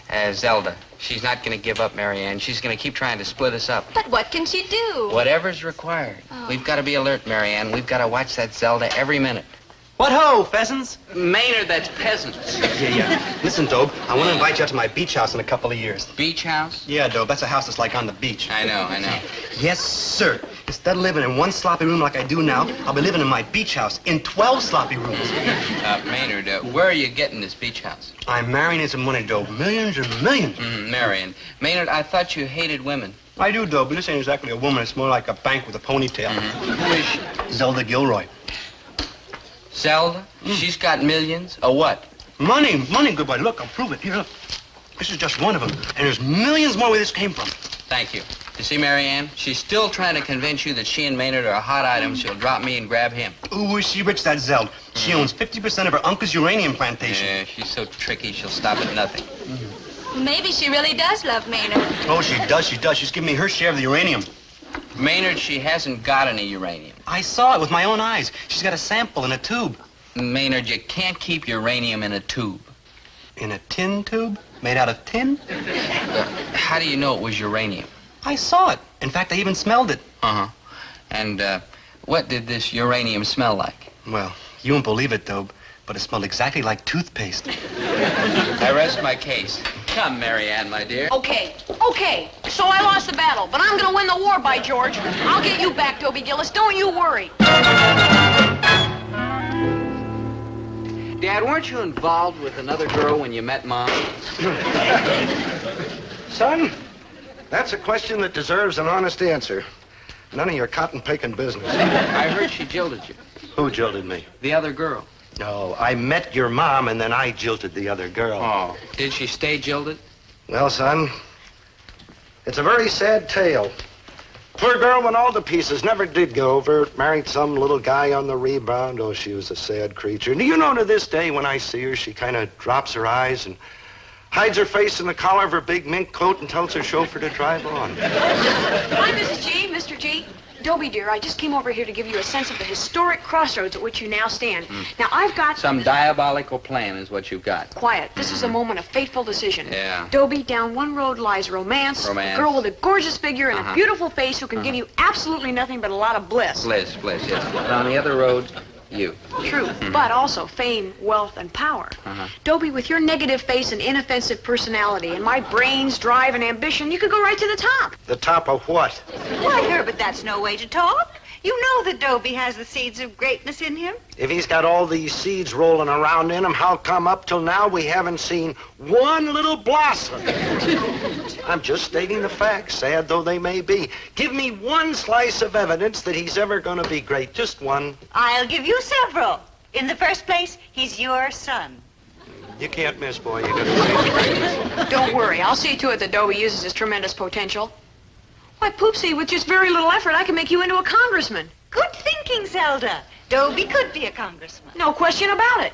I'll handle your public relations, write your speeches, project your image. Yeah. Congressman Gillis, a man who takes no stand on anything at any time, but with courage. If that's what it takes, just leave out the part about courage, and he's a congressman right now. Can you doubt it? Dobie, look, say this, say, no comment. Go on, just say, no comment. Say it, boy. She'll be here all winter. Yeah, no comment. Did you hear him say that? Oh, there was such leadership in the way he said that. Dobie, you won't stop with the Congress. You'll go on and on, to the Senate. There's no stopping this boy. Absolutely. You will be a senator, Dobie. Say this, say, I deny the charges categorically. Go on, say that. I deny the charges categorically. Dobie, that was wonderful. There was such statesmanship in the way you said that. President. President? Absolutely. President Gillis. The It's White in the House, cards. yeah, Sure, you will be president, Dobie. Look, Wave to the multitudes. Zelda. Did you see the eloquence in that gesture? I saw it. It showed authority, love of fellow man, compassion, and a weak bicep. Well, what do you say, Mr. President? Mr. President, who? And here comes my first lady. Now, just a cotton-picking minute. If she's your first lady, who am I? Ambassador to the Antarctic. No, sir. I'm not putting you in the White House just so you can make her the first lady. I'm going to be the first lady. Zelda, Yes, my chief executive? I do not choose to run. Son, on behalf of the United States of America and the entire free world, thank you. You're welcome. Come, Marianne. Dobie. Now what? Look, Dobie, I know when I'm licked. I'll just fade out of the picture wishing you happiness and the best of luck. You wish us happiness? That's right. You mean you quit? That's right. No more tricks? That's right. You're lying, aren't you? That's right. Figured.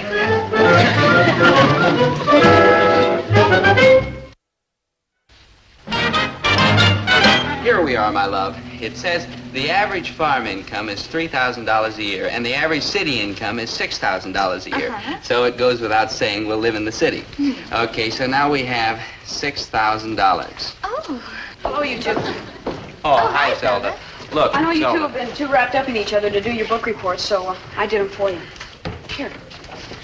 Naturally, you'll get A's. Zelda. Zelda, why? You two have your whole lives ahead of you. Zelda, so do you. Do I? I don't know. Something inside of me is just giving up. When the old morale goes, well, you know. 2 tickets to the jazz concert tonight. Here. Why, Zelda? Why are you doing this? I just can't face people. The joyous crowd, their happy laughter. No, I'll just go back to my lonely room and sit in front of my lonely television set and eat a lonely bologna sandwich. Zelda. Zelda? No, it's all right. You two go and enjoy yourselves. Don't worry about me. Bye, you two. Dobie, I don't feel like going to the jazz concert tonight. Me neither. I feel kind of sick. Yeah. I'll see you later, Dobie. Bye. Yeah. Bye, Marianne.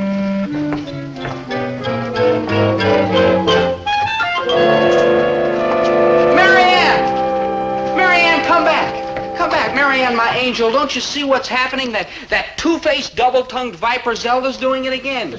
She's playing on our feelings. It's just another one of her shabby tricks. You're right. You know it, but you're still buying it? You're right.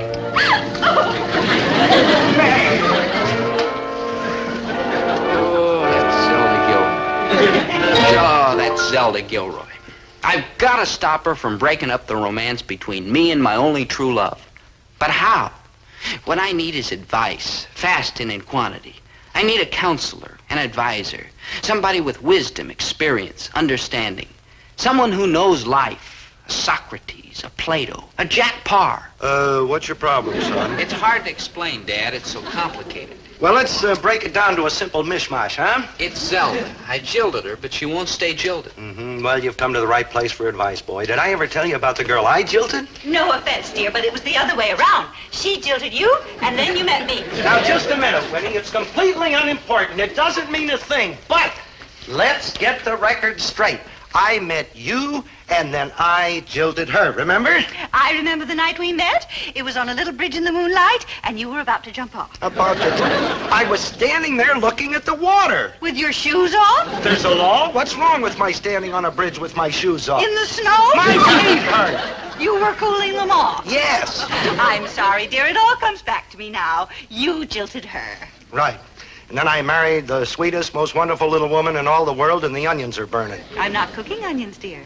Winnie, maybe somebody snuck into your kitchen to cook onions? Oh, I get it. Man talk. Now, where were we?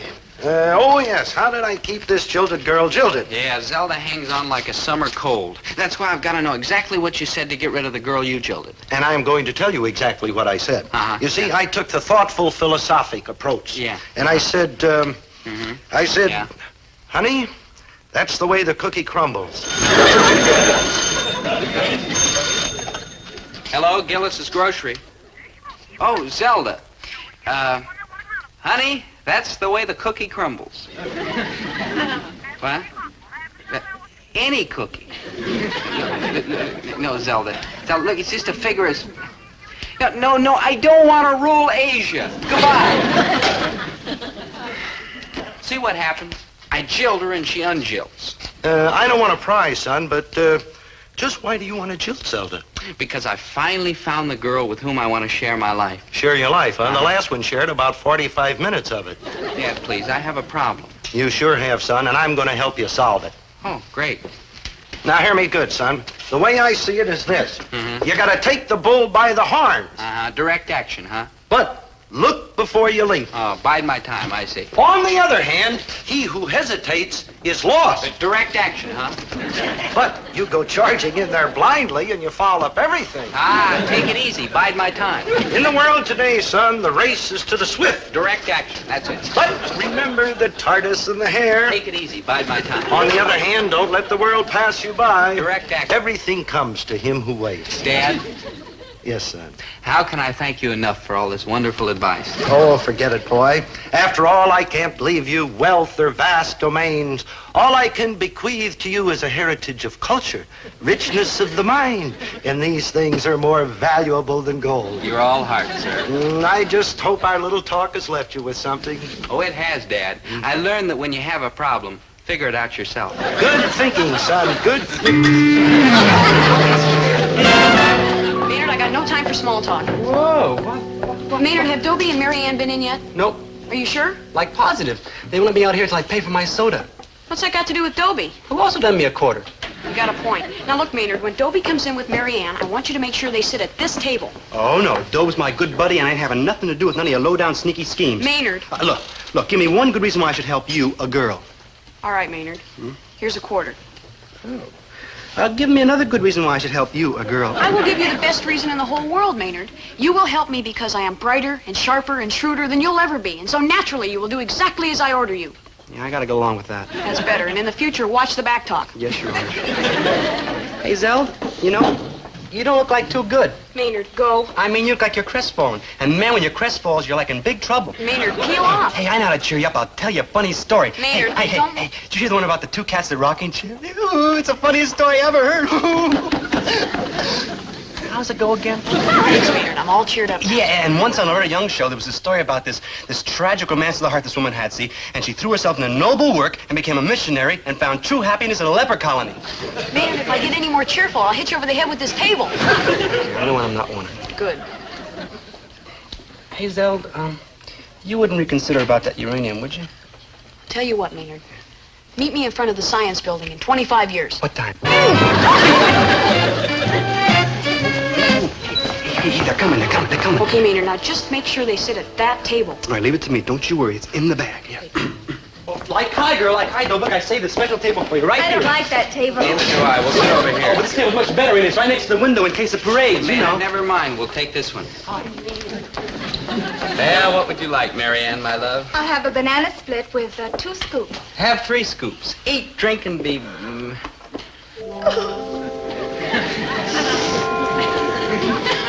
Dobie, it's no use. I can't take it any longer. I'm haunted by Zelda's sad face. I can't sleep. There's no escape. I'm going crazy. Listen to me, Mary Ann. There's only one way to get Zelda off your mind. How? Forget her. It's no use, Dobie. I can't be happy when I know we've made Zelda miserable. Try. No, I can't. Dobie, you've got to do something. Well, what can I do? I want to see Zelda smiling, happy and gay, the way she used to be. There's only one thing that'll make her smiling, happy, and gay. Me. I hate to say it, Dobie, but cheer her up or you and I are through. Through? Through. Okay. I'll think of something tomorrow morning. Now, Dobie, I can't stand it another minute. Now? Now. Go! Hi, Dobie. How are things among the living? Cut that out. Zelda, you say you love me. I do, Poopsie, I do, with all my great heaving heart. I don't believe you. You can't be serious. You know I love you. Prove it. How? By helping me hang on to Mary Ann. You gotta be kidding. See, I knew you didn't love me. But Dobie... But nothing. Love is when you care for the other person's happiness more than your own. And if you cared for my happiness, really cared, I do. really loved me, I do. you'd help me hang on to Mary Ann. Okay, Dobie, what do you want me to do? Well, for openers, let's see you smile. Smile? Smile, yeah. A big smile. Bigger. A really, really big, happy smile. I'm tearing my face. Good. Now laugh. No, louder. Big, That's it.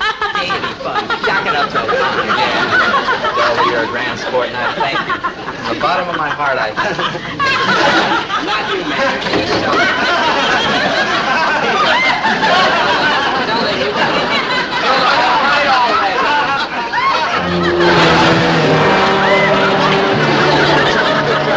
No, don't do it. much. I can't take any more. You'll have to forget about me. I just can't do this to Zelda. She'll always be between us. That's right. So goodbye. Forever. Yeah, Mary Ann. Hey, did you two hear about the two cats in the rocking? Hey, let her go, Dobie. She's fickle. I'm the one for you. You'll never get away. She's right, Dob. You're stuck with her. You and me, Zelda, forever? For the rest of our lives, Poopsie, and then some. I guess there's no sense fighting it. It's fate. Dobie and Zelda. Zelda and Dobie. Immutable fate. You and me, no escape. None. It is written.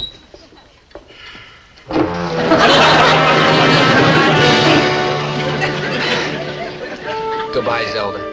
Dob, speak to me. Say something, even if it's mean and rotten. Better leave him alone, Maynard. He's gonna be pretty sick for a while. He just took a great big gulp of vanilla extract. Zelda! Zelda, I'm poisoned with vanilla extract and you're wrinkling.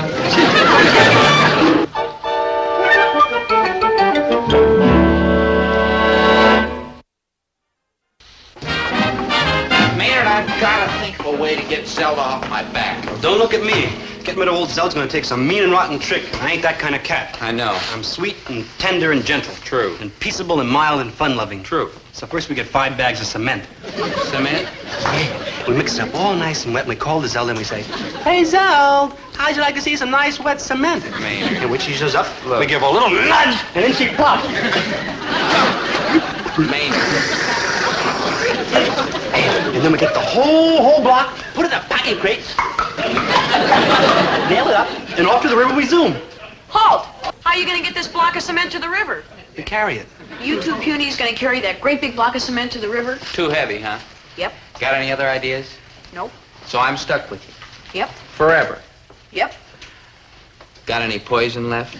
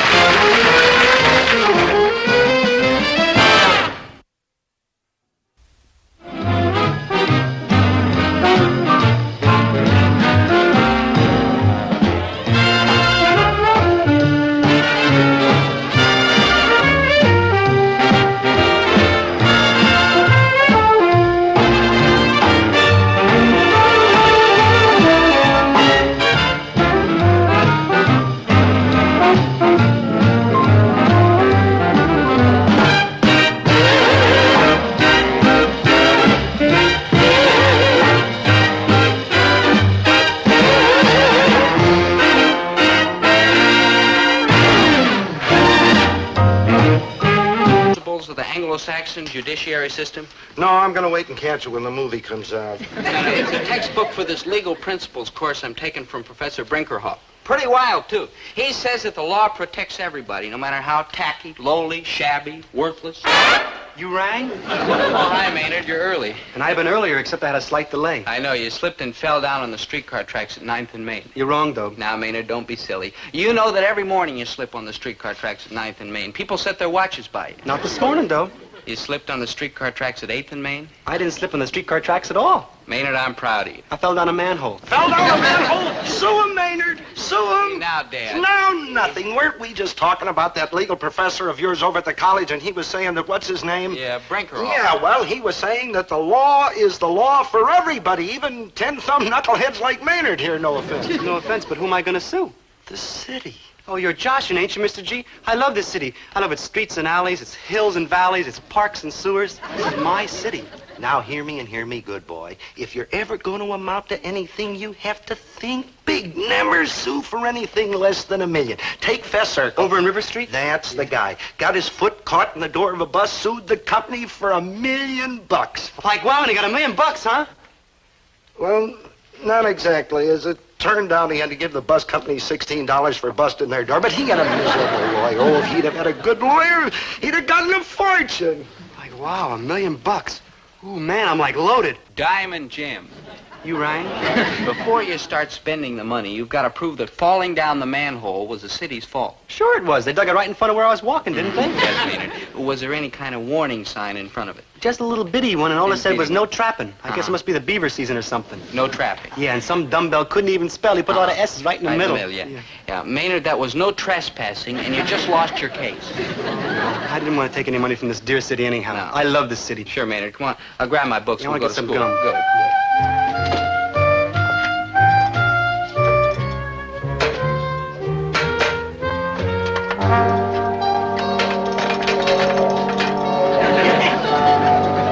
Son, is this the book you were looking for? Oh, yeah. Thanks, Dad. I don't know what I'd do without you. Yeah, neither do I, but just thinking about it's made my whole day. Like, help, help! Ow! It's got me! What's he got me? I put my penny in the machine and nothing came out, so I thought, let's go, you rat. All right, Maynard, stop clowning around and take your hand out of there. I tried to, but it's like stuck. Stuck? It is not. It's impossible. Careful, It's Dad. ridiculous. Dad. It's stuck. Here, come here. Now, get a hold of him. Could we, leave it like it is, please? I mean, please, don't. When I tell you to pull. Oh, look, Mr. Jack, I'll be the first kid in my block with a glass box and go. Okay, don't.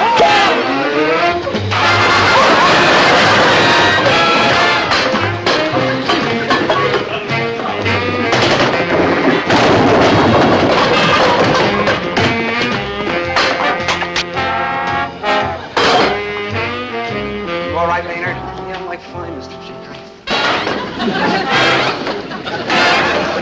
There is one thing, and I almost hate to mention it. Well, speak up, boy. Speak up. I'm like taking your advice. What do you mean? I'm suing you for $1 million.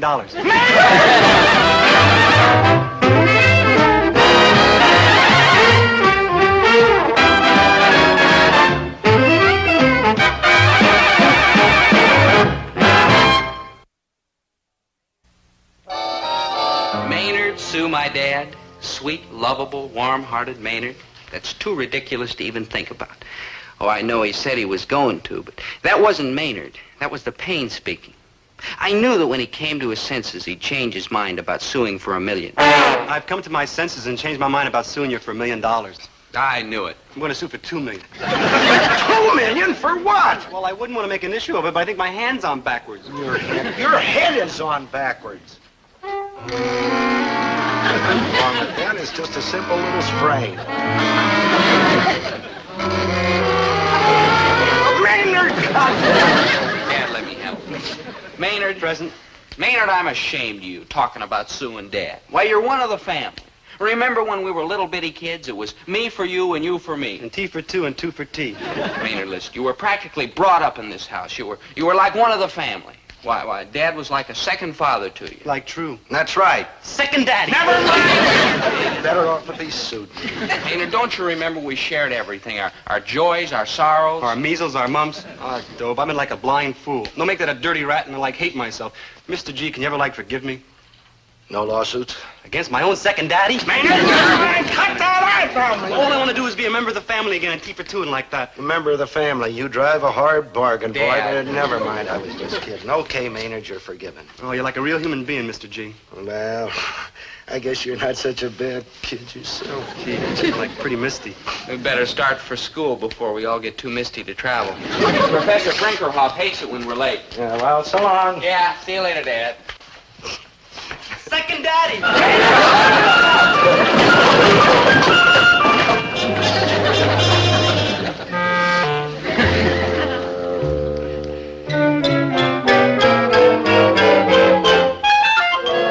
An old fogey, that's what you think I am. You probably think the law courts are composed of a lot of old fogies blowing dust off a lot of musty books. But you're wrong. The law courts are battlefields for justice, and a good lawyer is a good fighter. He's in there punching all the time, fighting for the rights of the underdog, the poor, the meek, and the miserable. You rang?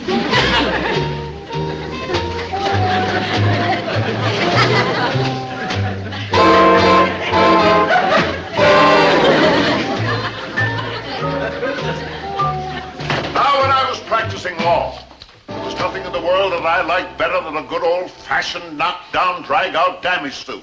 Hey, Dobe, look at the swinging bandage I got over at the infirmary. Not that Bandage? Infirmary? Accident? Who's hurt? Like me, Professor, Your Honor, sir. I caught my hand in a chewing gum machine. What's that? You caught your hand in a gum machine? It was nothing, Professor. Nothing at all. What do you mean, nothing? When does your case come up? You don't understand. You're out of order, Mr. Gillis. Will you let the witness answer? You are suing, aren't you? No, sir, I couldn't be such a dirty rat. What's that? I mean, I'm practically one of the family, you know, T for two and two for tea. Two for tea? You would have had to be there. Yeah, what Maynard's trying to say, sir, is that he had this accident at my father's store. I understand the law, sir. And this sounds to me like collusion. Malfeasance. Nonfeasance. Intimidation. What do you think of that? I plead guilty and throw myself on the mercy of the court. Don't send me to prison, like, please. Ridiculous, Mr. Krebs. You're the injured party. I am? Why, you suffered bodily injury, didn't you? Yeah, not only that, I hurt my hand, too. And to say nothing of the nervous shock? And to say nothing, my hand's like I'm backwards. Maynard. There's very little demand for backward-handed bongo players. Is that your vocation? No, sir, I don't get my vocation till June. Bongo playing? Is that your work? Work? Maynard. What I'm trying to point out, Mr. Krebs, is that you're sitting on a gold mine. A gold mine? Maynard, it's a big race. I seem to recall another case. It was Witherspoon versus the amalgamated gumdrop machine. The same thing. A man got his hand caught in a gumdrop machine. The damages, $100,000. 100,000 gumdrops? Will you wait after? Class is dismissed. Did you hear that, Dope? A gold mine. I can get a new set of bongos and a bicycle with a two-tone Great, horn. Maynard. You can ride it out to the poorhouse and blow it when you come visiting the Gillis family. Poorhouse? I wouldn't let you go there. Maynard, you're sending us there. In my opinion, Mr. Krebs, you have an ironclad case. My suggestion to you is to sue them. Fight, boy. Fight. No, sir, Professor, Your Honor, sir. I couldn't do that to Mr. Gillis. You don't think Mr. Gillis has to pay those damages, do you? Well, I'm a little short myself, sir. Of course not. The insurance company pays the damages. Your father is insured, isn't he? Hey, wait a minute. Sure he is. Then your problems are over. Like, wait a minute. You want me to sue the insurance company? I can't do that. I love the insurance company. They got that nice new building downtown and a bench outside where I sit and wait for the bus, and they got a little pool full of goldfish. Oh, they're cute little goldfish, and they're all wiggling and gurgling. Mr. Krebs, you won't have to sue. In the first place, I think the insurance company will pay your claim without argument. Remember, insurance companies are only too happy to pay all just claims promptly and cheerfully. They're happy? Of course. Well, okay then, because that's what I want them to be, is happy, yeah.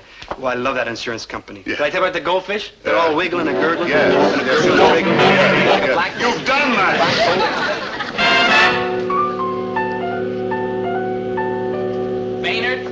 Maynard, where you been? We're due at the insurance. I had to stop off the drugstore to get these, like, supplies. Will you help me tie this up, please? I would not. Do you know what that is? Fraud. No, it isn't. It's just a sneaky trick to get more money out of that insurance company. Boy, we're really going to gouge him, huh? Really sock it to him, huh, Dope? We are not. We're going up there and present an honest case and get an honest settlement, like honest gentlemen. Well, would it be okay when we're up there I give, like, an honest groan once in a while? Well, I don't know. I suppose it'd be all right as long as it's honest and manly and not too loud. That's just what it'll be, Dope. Honest and manly, and you'll barely hear it. Like John Wayne when he's got an arrow in his shoulder. He'd rather die than have Chill Wills think he's chicken. Well, as long as it doesn't sound phony. Let's hear it. Oh! No good, Maynard. If you can't do any better than that, forget it. I got a lot more, Dope. I got a lot more. Listen. Ow! Ooh. When I get to one you like, stop me. Ow! Maynard, that's it. That's just right. Maynard, that's it. That's it. You can stop now. Maynard, what's the matter with you? You're standing on my foot. Excuse me, Maynard. Come on. Now, where was I, Miss Jones? Dear Mr. Johnson, it is people like you who are driving the insurance companies out of business. 3 accidents in the last year is a disgraceful record. Even though you are a lion tamer. We are rejecting your latest claim on the grounds that you're a clumsy oaf, a careless nitwit, and an accident-prone chowderhead. Sign that warmest regard. Yes. Oh, there's Mr. Krebs due in a few minutes. Oh, yes, well, that's the Gillis claim. That sounds legitimate, thank goodness. You get them started, I'll be right back. Good afternoon. My name's Gillis, and this is Mr. Krebs. We're in a big hurry, and Mr. Krebs... Hello. I'll be right with you. What's the rush, my dear? As a matter of fact, I'm afraid I'm going to have to check your leave papers. And don't tell me you're not on furlough from heaven. I know an angel when I see one. Ooh. Oh. Not now, Maynard. There's a brave fella. Salt of the earth, but a complainer. Now, where was I? No place, Mr. Gillis. Excuse me, I have to get Mr. Krebs' accident record. Oh, just a moment. If you want to get a record of his accidents, I'm the one you want to talk to. Of course, it may take days, even weeks, perhaps months. Mr. Krebs has had a lot of accidents? A lot of accidents. Yeah, have I had a lot of accidents? He's had so many accidents, they get mixed up in his mind. You should excuse the expression. Fortunately, due to a steel trap memory, I can help you. Accident by accident. All right, Miss Jones. I was just explaining to this lovely young lady. Yes, I heard. With a line like that, you should have been able to land a whale. I'm Waysack, chief attorney for the insurance company. How do you do? Yeah. Well, take notes, Miss Jones. I think we can dispose of this case very quickly. Like crazy, because I got a sale on bongo drums and bicycles with two-tone horns, and if I could... Oh, I see, Mr. Krebs. Well, I'm interested in hearing your history of accidents. You're, like, interested in accidents? Yes, accidents are my business. Like the sculptor thrills at Rodin's The Thinker, the painter at the Mona Lisa, I am moved by the sprained ankle, the mashed thumb. I don't even count little bitty ones like that. What do you count? Oh, like when I slip on the streetcar tracks. Oh, you slip on streetcar tracks, do you? Yeah, or I'll fall down manholes or get my beard caught in the pressure cooker. Beard caught in the pressure cooker? Yeah. Maynard, all Mr. Waysack wants to do is hear about your accident so he can give you the money. Oh, yeah, the money. I like forgot. You see, Mr. Waysack, Maynard, enough. The pain. Came on rather suddenly, didn't it? Well, it comes and goes like alternating current. Yeah, but it's something that $5 million wouldn't cure. Oh, you'd settle for $5 million, would you? Well, I ain't saying yes and I ain't saying no. Well, what are you saying? I ain't saying. You know what I'm saying, Mr. Krebs? Like alternating current, you've come, and like alternating current, you go. Both of you. Go. Farewell. Auf Wiedersehen. Au revoir. But we haven't got the money. Exactly. Sayonara. You mean no $5 million? No 5 cents. We're fighting this claim on the grounds that you're accident prone. You'll hear from our attorneys about this. Not only that, we might even sue. We might even... Do me a favor, will you? Take some heartfelt advice and don't. You seem like a nice, if unfortunate, young man. Our attorneys will clobber you. They'll cut you to pieces. Oh, yeah? Well, we'll see you in court. And that goes like double.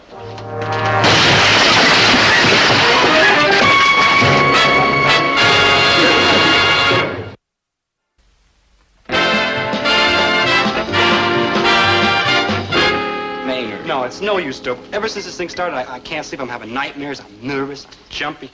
Look out! Look out! A bomb! A bomb! Maynard! Maynard, it was just a baseball.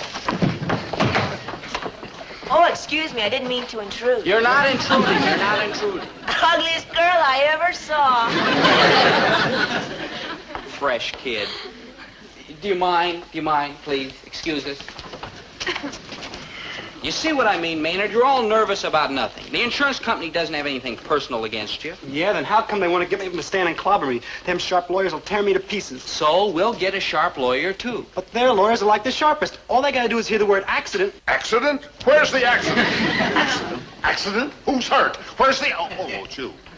How'd you come up with the insurance company? We didn't. They're fighting it and... Hey, wait a minute. Hey, how about you handling the case? Oh, no. It's been 20 years since I practiced law. I'm a teacher now. On what basis are they refusing payment? They said I was an accidental prune. Maynard, that's accident prone. Their defense is accident prone? Yes, sir.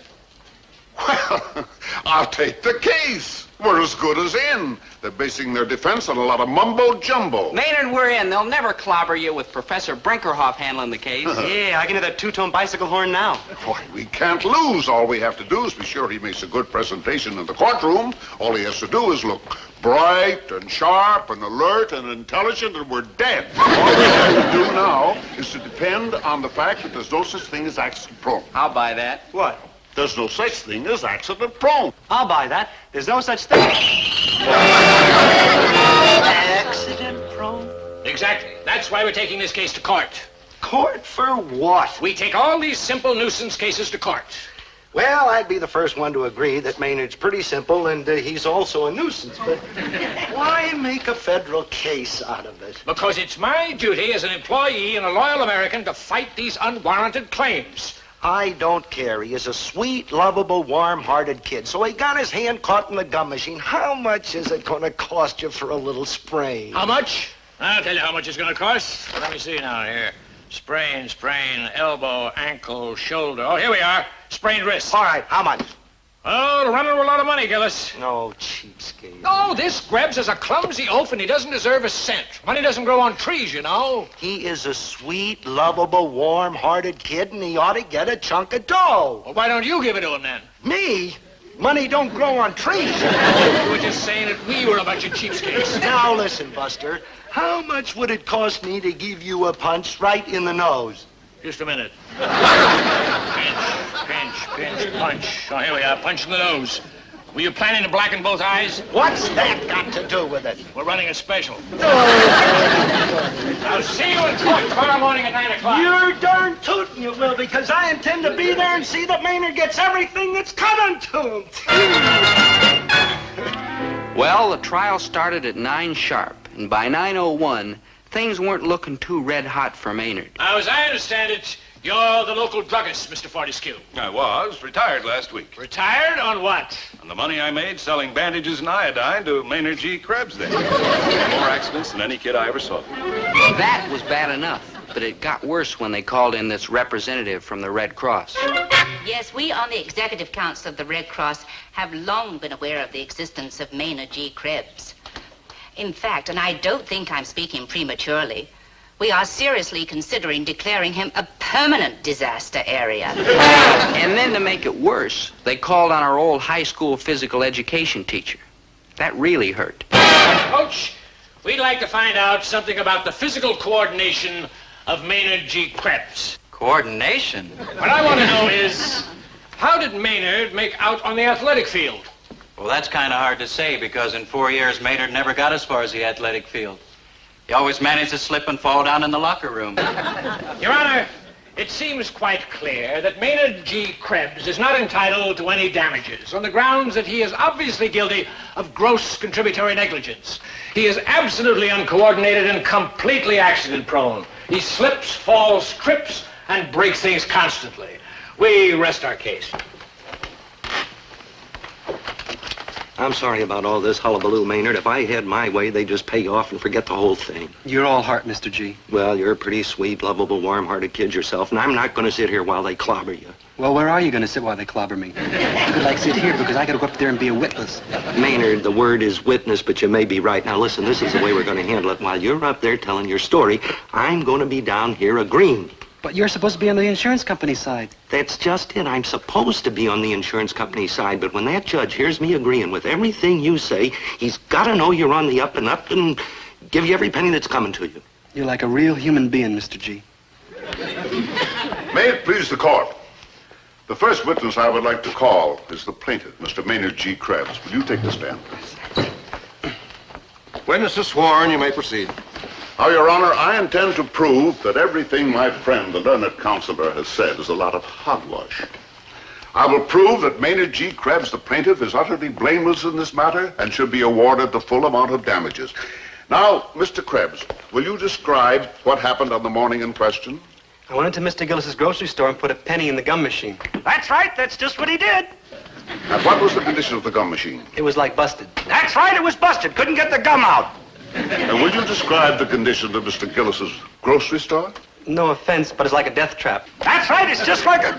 What did he say? Would you care to elaborate on that statement? I mean, it's like a sloppy mess, and things are always like falling down on people, and the floors are scrounging, and plaster's like flaking off the wall. Now, just a darn minute. Order in the court. Just a darn doggone minute, man. Order. Man, every time a customer goes in there, he's like taking his life in his hands. It's like a real mess. Your Honor, are you going to let this... Order in the court. Mr. Gillis, I warn you. Go ahead. Now, when you placed your hand in the gum machine, did Mr. Gillis at any time inform you or warned you that this was dangerous? No, he just... Warn him? How did I know what he was up to? He's practically nothing but a shoplifter around the place anyway. Mr. Gillis! All he does is bum food and break things, and what right has he got to sue for a lot of money? He just runs around in an old dirty T-shirt and plays the bongo. That's exactly my point, Your Honor. When the only pleasure that a pathetic creature like the plaintiff can look forward to in life is playing the bongo. And when he's injured, what's left? Therefore, I urge that the court award him substantial damages. We rest our case. Very well.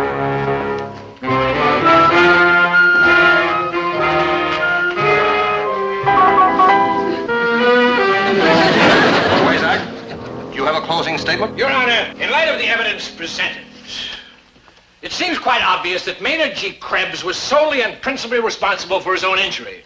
It's ridiculous to assert that an innocent, harmless, simple little mechanism like this gum machine could hurt anybody except a clumsy, awkward bungler. I quite agree, Mr. Wazak. Help! Mr. Wazak.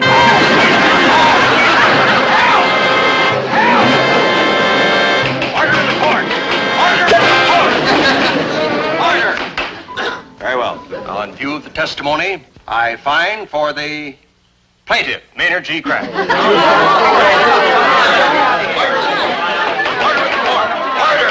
Now then, as to the amount of damages.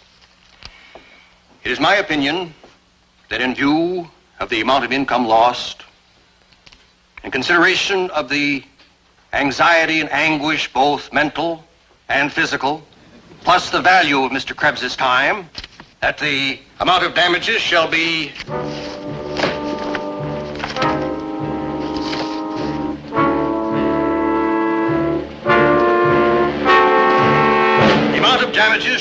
exactly $1.65. Oh, I'm rich, like 30 your judgeship. You're just like a third daddy.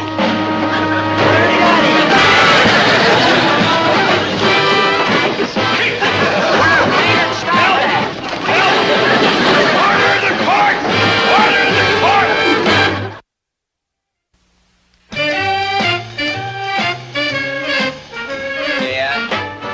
Dad, Maynard has something he wants to say to you. Oh, the ingrate returns, huh? Aren't you afraid to walk in here, Maynard? Kind of taking your life in your hands, ain't you?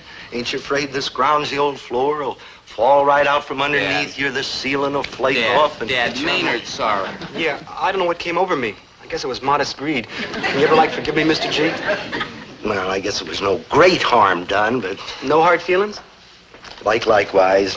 Incidentally, I've got the gum machine fixed now so that even you can operate it. Be my guest. Can I have a penny?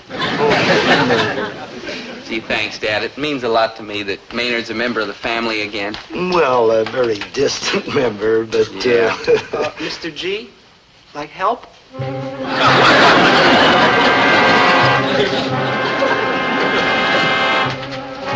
Oh, no, Mr. G. No, Mr. G, no. Mr. G!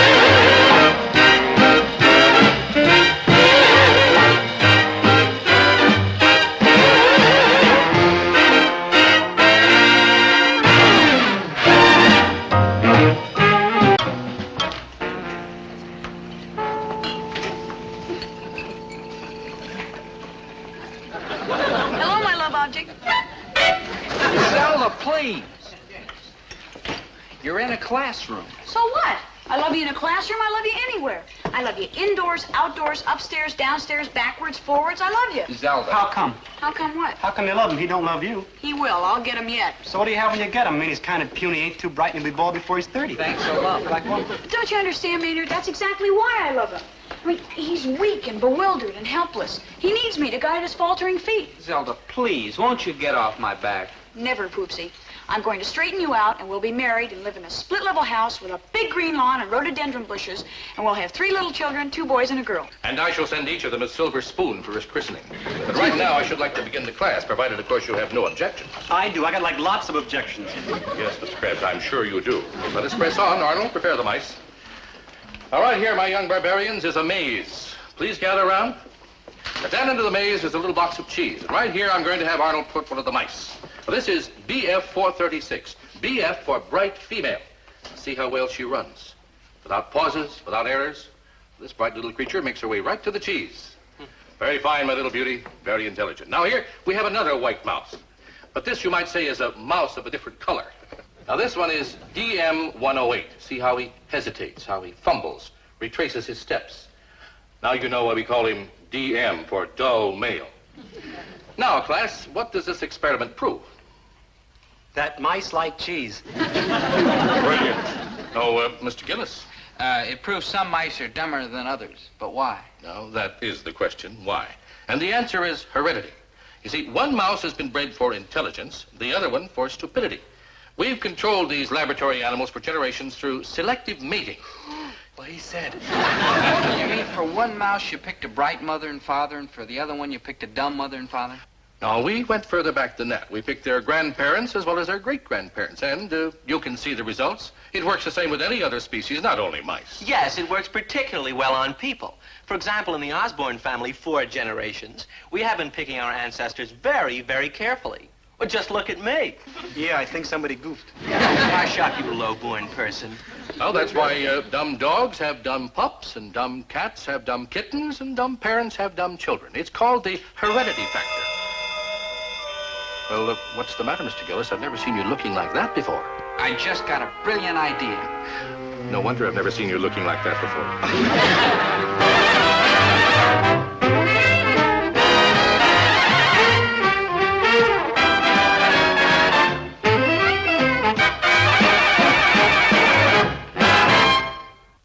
I never thought this day had come. Never.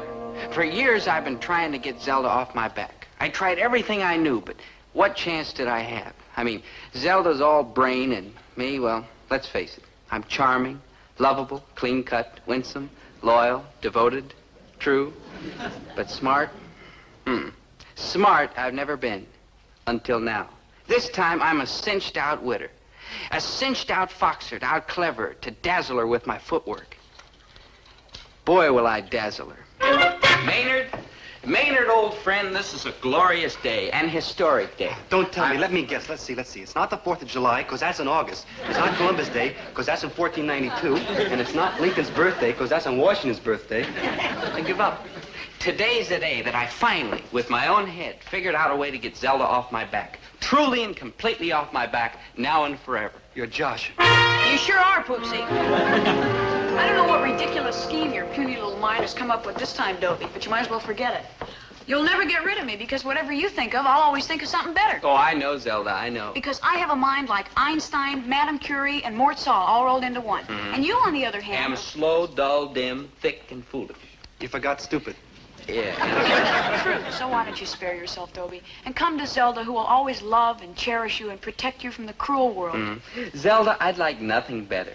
I mean, life would be so simple with a genius like you taking care of a dope like me. But, Zelda, we just can't do it. You about to spring the trap, Dobe? In a minute. Well, spring it and let's get it over with. I'd like to measure you for a new sweater. Zelda, my dear. Hey, Zelda, I really think he's got something this time. Pish-posh. Yes, Dobie, my beloved numbskull. Oh, I am a numbskull. That's exactly what I am, a numbskull. And you've got a mind like a computer. Well, that was established back in kindergarten. Now let's get on with your scheme. I'm rooting for you, Dobe. Yeah, thank you. Zelda, my dear, you have, I understand, a plan for me. You know it, Buster. We will be married and live in a split little house with a big green lawn and rhododendron bushes, and we'll have 3 little children, 2 boys and a girl. Aha. Oh, now you're going to spring the trap, huh, Dobe? Right now. Spring already. Zelda, do you remember what the professor said when he was doing that experiment yesterday with the white mice? All that stuff about heredity. Dumb dogs have dumb pups, and dumb cats have dumb kittens, and dumb people have dumb children. But I'm not dumb. But I am.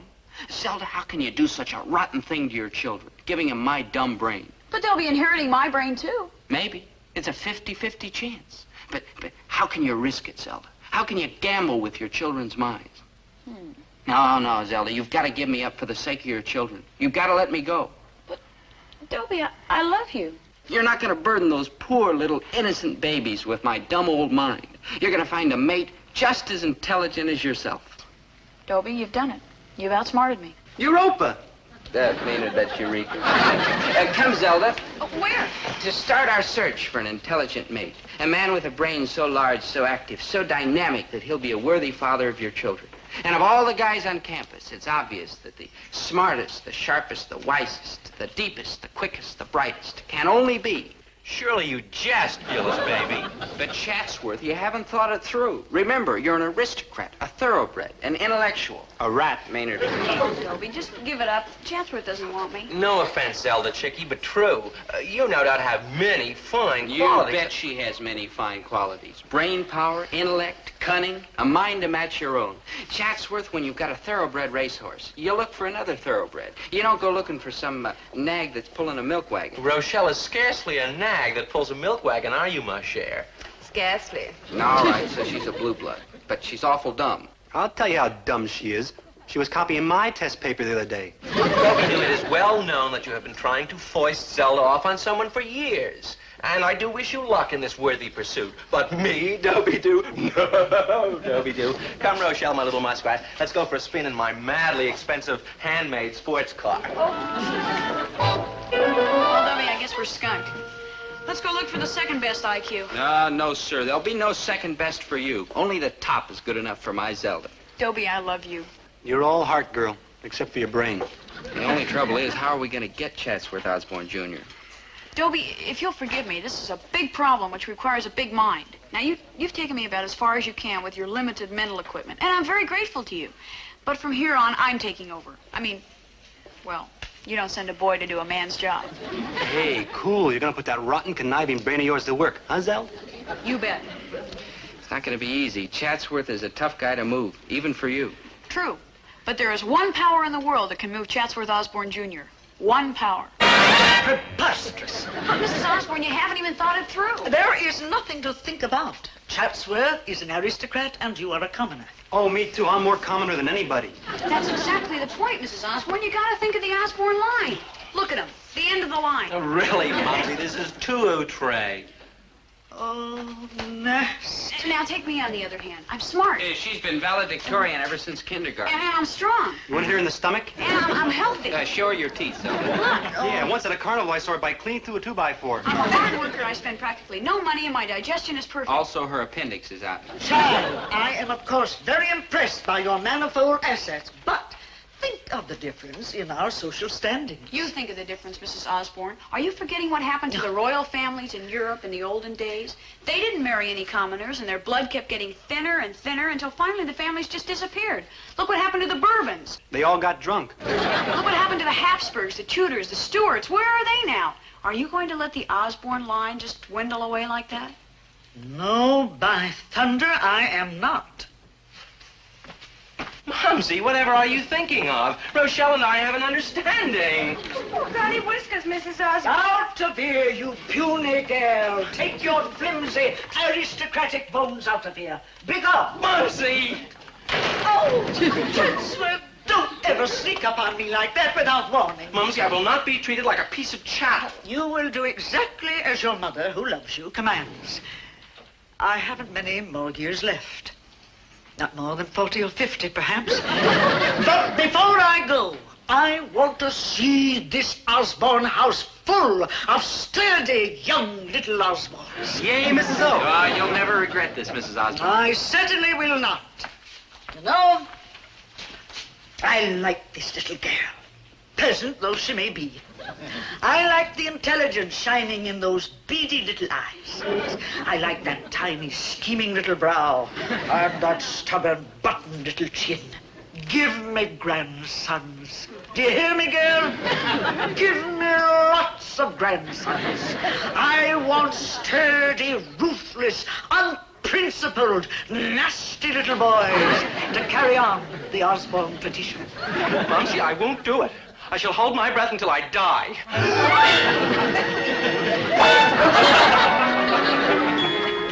You are looking at Dobie Gillis, free man.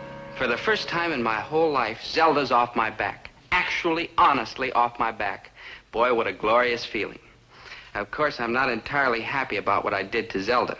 Without me, she's a cinch to turn into a poor, miserable, unhappy creature. Chatsworth, you're so darling. Yes, I am rather, aren't I? I think I had doubts about you and I. Well, I too, my little otter, was quite out of sorts at the beginning. But now that I've come to know you, mwah, quelle joie. Mwah, kills one of you, Jesse. And to think of all the time I wasted on those well-born little flibberty gibbets. What are you complaining about? I had Dobie. Dope, I'm gonna get me one of them goof-off specials. 1 scoop of vanilla, 1 scoop of strawberry sherbet, 1 scoop of diced leg of lamb. Why don't you get you one? Oh, just a minute. I see Zelda over there. Maybe we ought to go over and cheer her up. His brother came with the pineapple. Oh, I don't know, Dope. Looks like if she gets any more happy, we'll have to wrap her up in wet sheets. She's putting on a brave front. Poor miserable kid.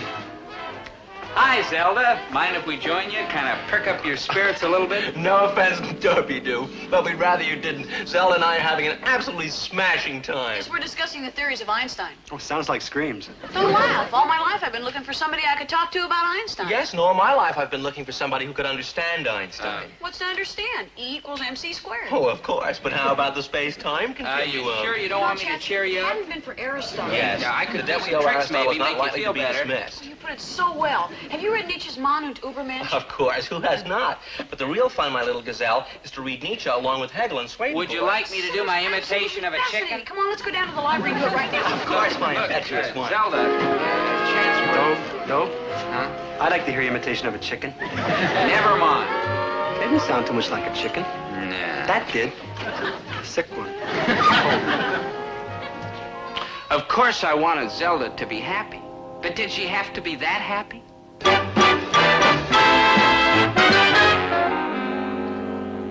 Oh, marvelous. You're going to sing. Yes, and beautifully, so be quiet. Oh, Lord Jeffrey Amherst was a soldier of the king, and he came from across the sea. To the Frenchmen and the Indians, he didn't do a thing in the wilds of this wild country. In the wilds of this wild country. And for his royal majesty, he fought with all his might, for he was a soldier. Hey, Dope, where you been? Around. Gee, I hardly ever see you anymore, good buddy. I thought once you got that rotten Zelda back, we could hack around all the time, but I ain't seen you in days. I've been busy. Yeah, too bad, cause you wanna know where I just was? No, Maynard. I was downtown watching them knock down the old Endicott building. See, they got this big crane, see? And on the end is this iron ball. And this guy whams it into the building.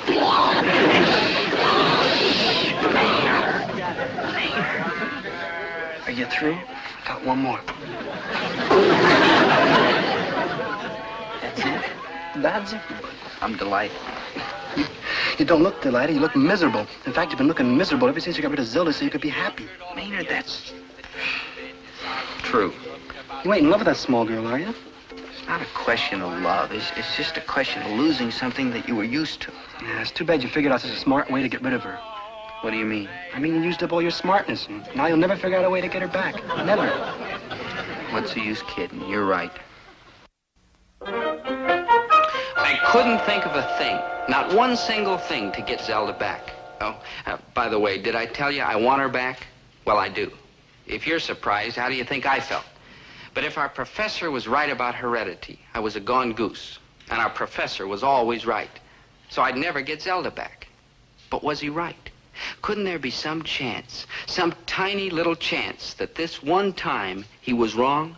Not a chance. Not an itsy Not a bitsy smidgen of an iota of a chance. Mr. Gillis, in all the years I've done this experiment, the smart mouse always runs the maze faster. Always? Always. The dumb one never wins? Never. It don't seem fair. But how do you know that's on account of heredity? Couldn't there be some other reason? Mr. Gillis, I'm not trying to tell you that heredity is the only factor of counts. Of course there are others, and they are very important, too. But you can't discount heredity.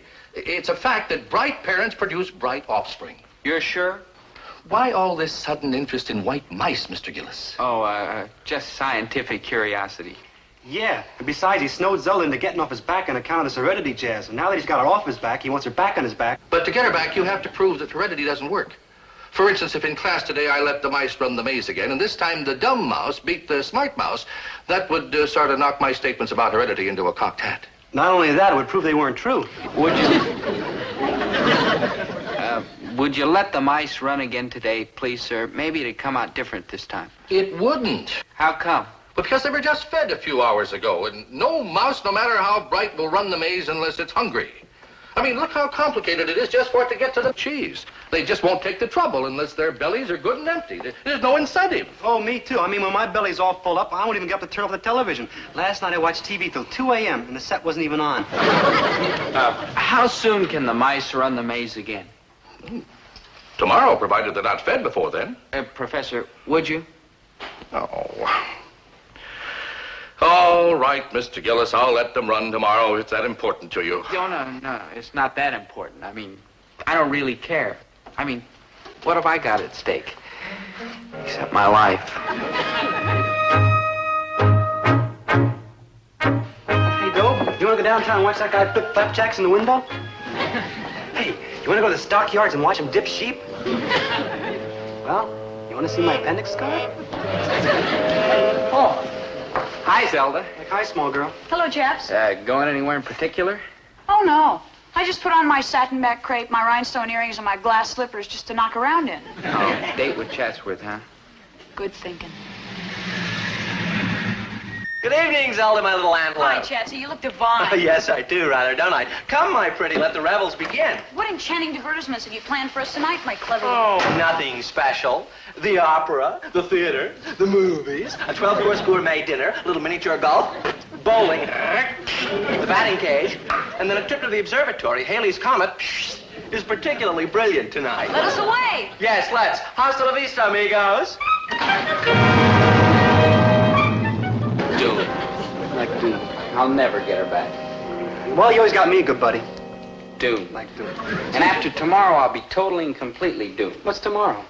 Don't you remember, tomorrow's when the professor does the experiment with the mice again. And of course, it's going to end up the same way again. If I ever had a chance of getting Zelda back, it'll be gone for sure tomorrow.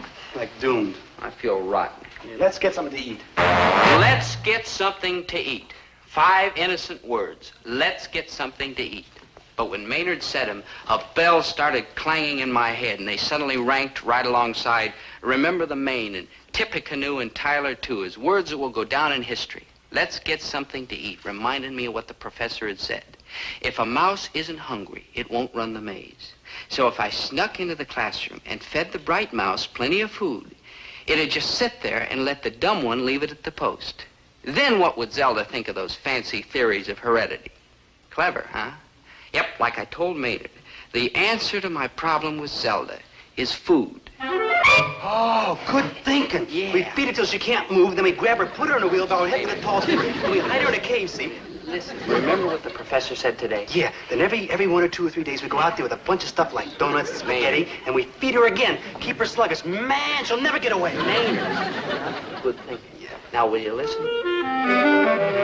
Well, Maynard didn't quite get it, but he seldom does. But I had the whole thing figured out.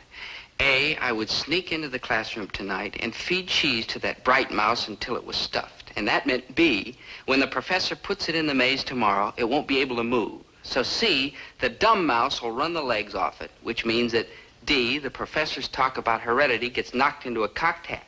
E, Zelda realizes that those theories don't mean a darn thing. And F through Z, I get Zelda back. You know something? It's a good thing the Russians don't have my brain.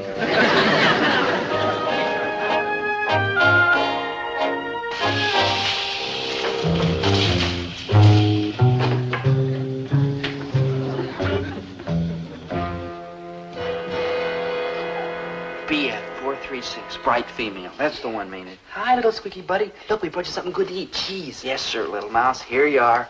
Eat hearty. Yeah, go on, eat. It's yummy. Sure it is. You'll love it. All mice love cheese. All mice love cheese. Hey, Doe, maybe he doesn't know he's a mouse. It's delicious. Here, I'll eat some myself. He's not even watching, Maynard.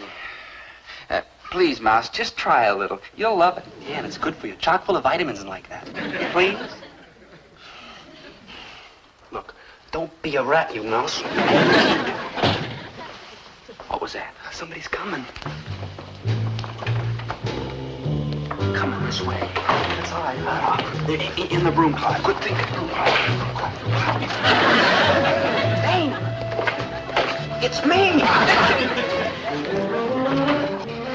Bob, I'm scared. Shh, Maynard, don't talk. Don't whisper. Don't even breathe. Maynard, I told you not to breathe. I'm not breathing. Hey, Dope, there's somebody else in the closet with us. Ridiculous.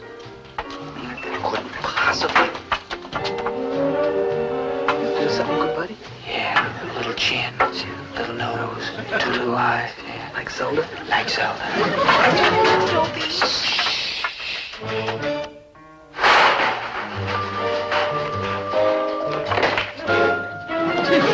Come out. Come out, please.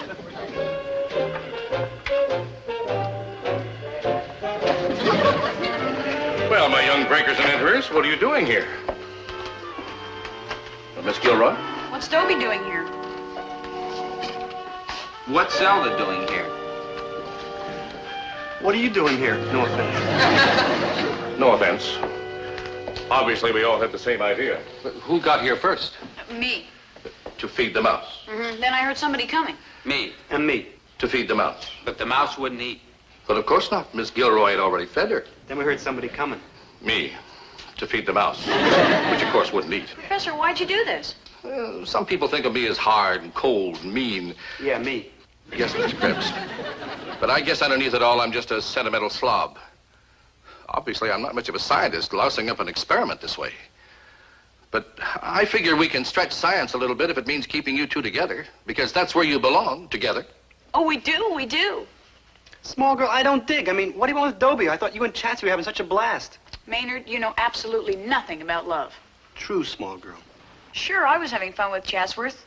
At first, anyhow, but every time I looked at you and saw those pathetic, helpless eyes looking at me like a sick spaniel, I knew I could never be happy with anyone else. I mean, if you're silly enough to get stuck for a tin-thumb idiot like you, Poopsie, no offense. No offense, Zelda. Then there's no chance of ever getting unstuck. Thank you, Zelda. That's just the way I feel about you. You're a mess, but you're my mess. Thank you. Yeah, but what about the kids ending up with Dobie's tiny brain? Oh, heredity isn't all that foolproof.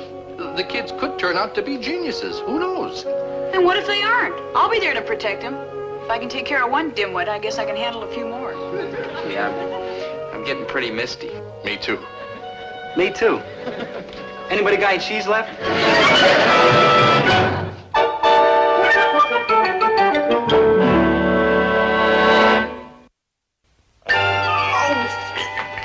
Mumsy, will you listen? I certainly will not. I told you very distinctly to get rid of this desiccated creature and start going around with this beady-eyed little girl. Mumsy, that's what I'm trying to tell you. Zelda won't have me.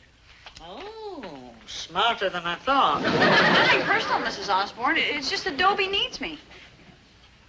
Well, he certainly needs something. In view of the circumstances, Mrs. Osborne, Zelda and I feel that she should return the gifts that Chatsworth gave her. Yeah, so I brought them back. Okay, Maynard.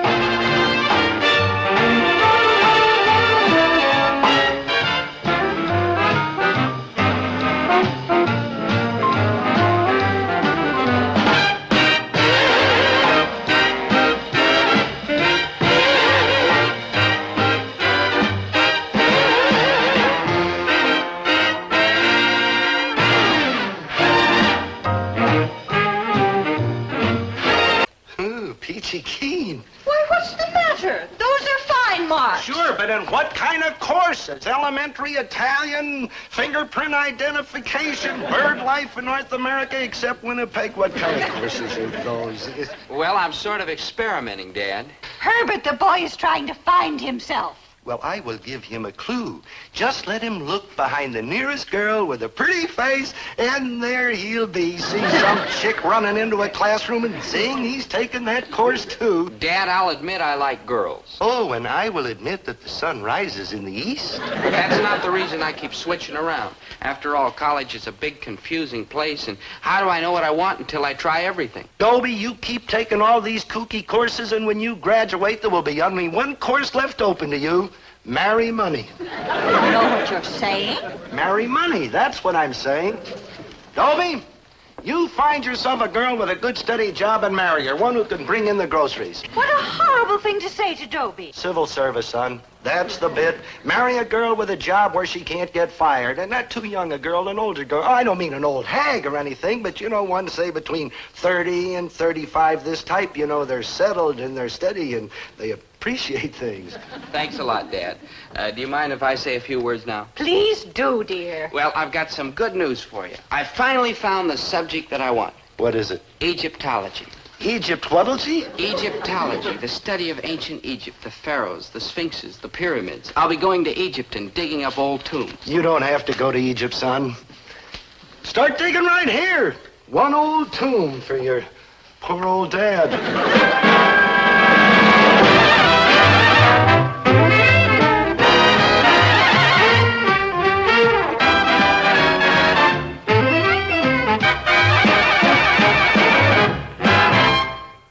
In 1954, my father dropped a crate of oranges on his big toe. A few days ago, I told my father that I wanted to study Egyptology.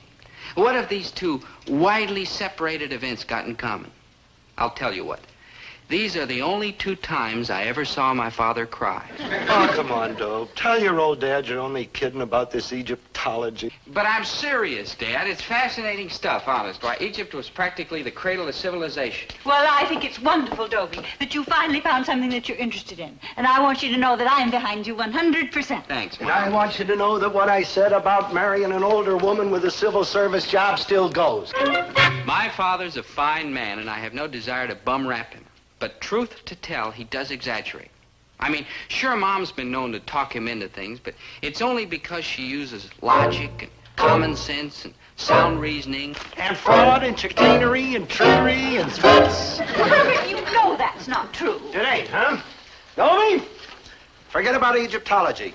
And Herbert, forget about dinner for 3 I rest my case. Well, maybe I do threaten a little, but it's only because I'm right. Now, Herbert... Now, Herbert again, huh? I surrender. I know when I'm late. Dobie, take Egyptology. I approve under duress, and I shall cry a little, but I approve. I hope you really mean that, Dad, because I have to ask you for something. For what? No, what a stupid question. Well, you see, Dad, I want to go on a dig during my summer what? vacation. A dig. A dig? A dig? Dig? I hear my people talking. Like, hi, Mrs. G, Dobe G, Mr. G. Dobe G. That means... I know. Ooh, boy. Now, what's this dig? And you butt out. Well, it's an archaeological expedition. We're going over to Egypt and dig up some old tombs and find mummies and vases and tools and stuff like that. We're going to Egypt. Who's going to Egypt? Well, a bunch of students and some of the teachers, too. They go over every year for 2 or 3 weeks. It's fascinating work. I'll bet it's a fascinating cost, too. How much? Oh, it's not too expensive. All we have to pay is transportation. The college takes care of the rest. And transportation to Egypt ain't expensive. You're going by streetcar, maybe? I've got the contract right here, Dad. You don't have to pay it all at once, see? $285! See, that's easy term. No. Dad, I know it's a little steep, but I've really got my heart set on it. Oh, and I have my heart set on something, too, boy. Staying out of the poorhouse. Back to fingerprint identification. Dobie, your father will give you the money. Now, Herbert, you sign this paper and give Dobie the down payment. I'll pay you back someday, Dad, honest. What with, old mummies? Now, Herbert. Now, Herbert, oh... Thanks, Mom. Come on, Maynard. We'll be late for school. Goodbye, Mrs. G. Mr. G. Hey, Mr. G, do you think if I want one of them digs you... Herbert, you ought to be proud. I ought to be examined. That's what I ought. Egyptology. How in the world did Dobie ever get himself mixed up in a kooky thing like that? And I withdraw the question. Winnie, open the store. I'll be right back. Where are you going? I am going over to that Egyptology class and find the girl that's making an Egyptologist out of Dobie and a pauper out of me.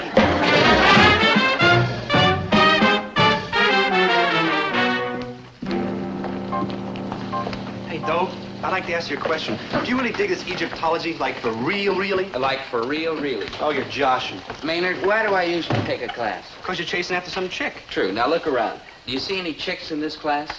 Like, no. I rest my case. Hey, Dobe, you must really love Egyptology. I mean, you got no posterior motive. That's ulterior, but you got the right idea. Dad. Oh, hi, son. I just happened to be in the neighborhood and thought So I'd you drop thought you'd in look in on my and, Egyptology class to see who the chick was who got me interested. Well, I got a right to know. No, there ain't no chicks, Mr. G. I just looked. Yeah, that's what I see. So how come? Dad, I explained it to you. We study the past to know the present. There's no pretty face, son. This is all like intellectual-like. Dad, I know it's hard to believe. Hard? Oh, I wouldn't say that. Impossible? Yes. Unthinkable? Yes. Unheard of? Yes. Hard? No. Dad, try to believe me. There's no pretty face. Good morning, class. Good morning, Dr. Burkhardt. Like good morning, Dr. B. Uh-huh. Who's the dean, Marilyn Monroe? This is my father, Dr. Burkhardt. Well, this is a pleasure, Mr. Gillis. How do you do? How do you do? I'm so glad you could drop by. I think it's just wonderful, the enthusiasm that Dobie has for Egyptology. Why, he's taken to it like Cat to catnip? Exactly. I don't know when I found a more devoted admirer. No, swell. Tell me, Mr. Gillis, are you interested in Egyptology, too? Me? Him? Maynard. Well, there are a few things I'd like to find out about. Well, why don't you sit down and join the class? I'm going to show some movies of last year's dig. Oh, this I would love to see. Excellent. Maynard, set up the screen. Dobie, will you run the projector? And Mr. Gillis, you sit right here by me. Oh, thank you.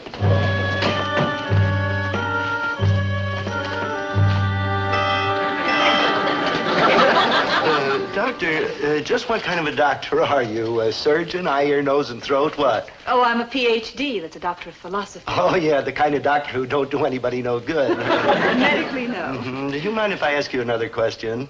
Of course not. Kind of personal? Of course. No offense, but how old are you? 35.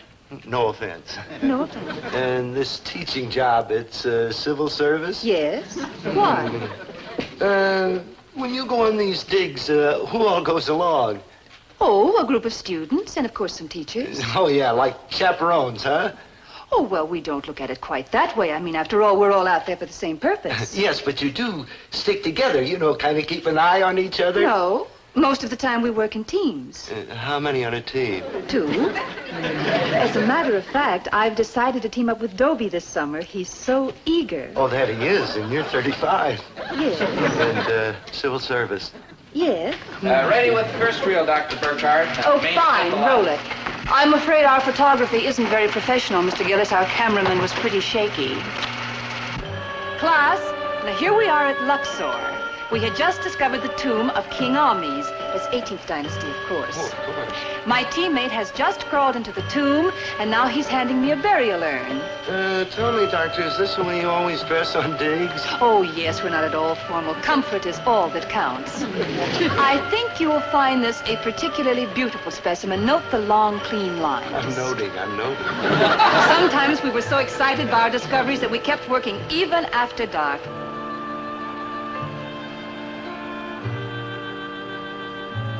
Oh, we loved every minute of it. The desert nights are so soft and mild. Kind of romantic-like, too. Oh, yes. Nowhere else does the moon seem so close or the stars so bright. 35, you said you were?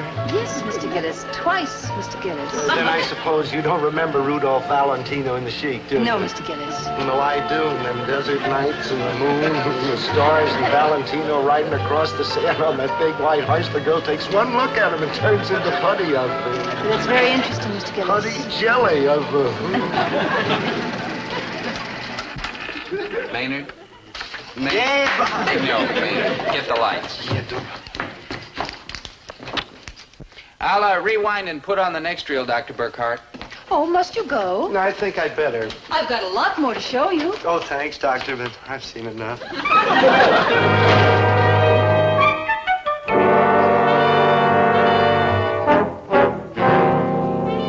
Here, give me a hand. Oh, sure. Are you going to stay late, Dr. Burkhardt? Yes, Dobie, I have some work to do. You gonna stay here all by yourself with these death masks and mummies and all like that? Yes, Maynard. Oh, don't do it, Dr. B. I mean, what if one of the mummies puts a curse on you? I'll curse him right back. Dr. B, do you think... Good night, Maynard. Right. Good night, Dr. Burkhardt. Good night.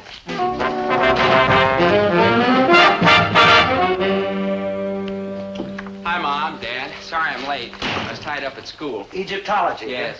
At night, too? Oh, yes, Dad, I'm really hooked. And Dr. Burkhardt was there? Yes, as a matter of fact, she's still there.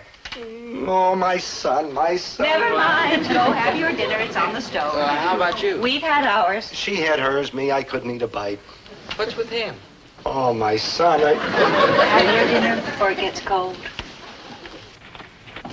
What are you, Herbert? Some kind of a nut? No, I'm worse than that. I'm a fiend. I'm a monster. I had to tell Dobie to get himself an older woman with a civil service job, and of course he goes right out and does it. The boy does everything I tell him. He worships me. Herbert, that's ridiculous. And you know, when you're worshipped like that, you have to be careful because there are a lot of responsibilities, too. I gotta watch out what I tell this kid. I just can't go shooting off my big mouth all the time. Now you are beginning to reach me. Oh, my son, what have I done to thee? Herbert, it's even too silly to think about Dobie being in love with a school teacher. Oh, is that so? Well, you wouldn't think it was so silly if you ever got a look at this particular school teacher. Nonsense. Even if what you say about Dobie is true, which I don't for 1 minute admit, do you think the teacher would stand for a thing like that? Why, she's a school teacher, Herbert, a college teacher with a Ph.D. degree. Obviously, she's a mature, educated woman with a good mind. Yeah, well, I've seen gooder minds than hers get scrambled up by those soft desert nights and that big yellow moon hanging up there and the stars so close you could reach up and grab them. Do you remember Rudolph Valentino? Yes. And I remember you, Herbert T. Gillis, when you get an idea and that hard head of yours takes dynamite to blast it out. Winnie, please listen Quiet. to me. And now, ladies and gentlemen, back to tonight's feature film from our great gallery of classic silent movies, starring those two blazing lovers of the silent screen, Ricardo Magruder and Fifi Latour, in that unforgettable desert adventure romance, Cold Steel and Hot Sand.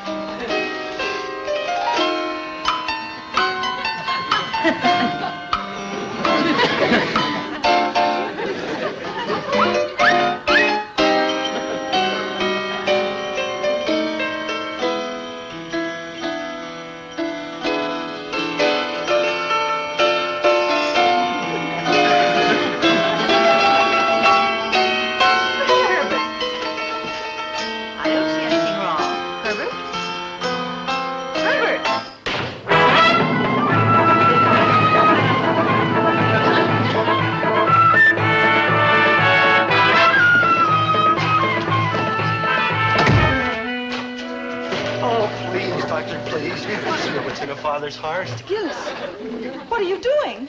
I'm begging. I'm on my knees begging. Get up this instant. All right, I'm up. I'm still begging. Begging for what? Please don't take my boy to Egypt. Why ever not? Well, he's so young and you're so beautiful and the nights are so soft and the moon's so yellow and the stars are so close. And... Mr. Gillis, can you possibly be suggesting that there is anything between Dobie and me? Oh, of course not, but he's so young and you're so beautiful. And you are so wrong. Mr. Gillis, may I remind you that I am a school teacher, a scientist, and a doctor of philosophy. And you are also a dish. Mr. Gillis, I think an apology is in order immediately. I'm sorry. Thank you. And now I think another apology is in order. I gotta be sorry twice? Yes. Once to me and once to Dobie. Why, you ought to be ashamed of yourself, thinking thoughts like that about your fine, upstanding son. You think so? I most certainly do. Now you get home and tell Dobie you're sorry.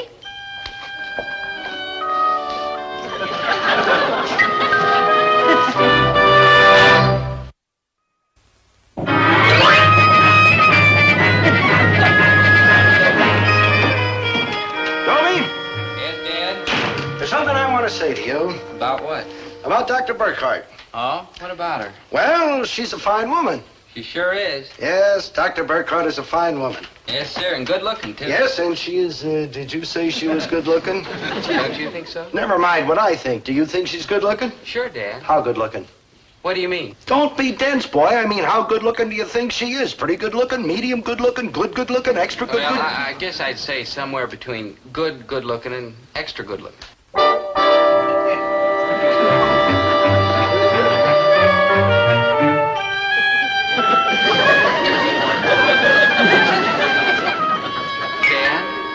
Dad, why are you looking at me like that? Dad? Dad, where are you going?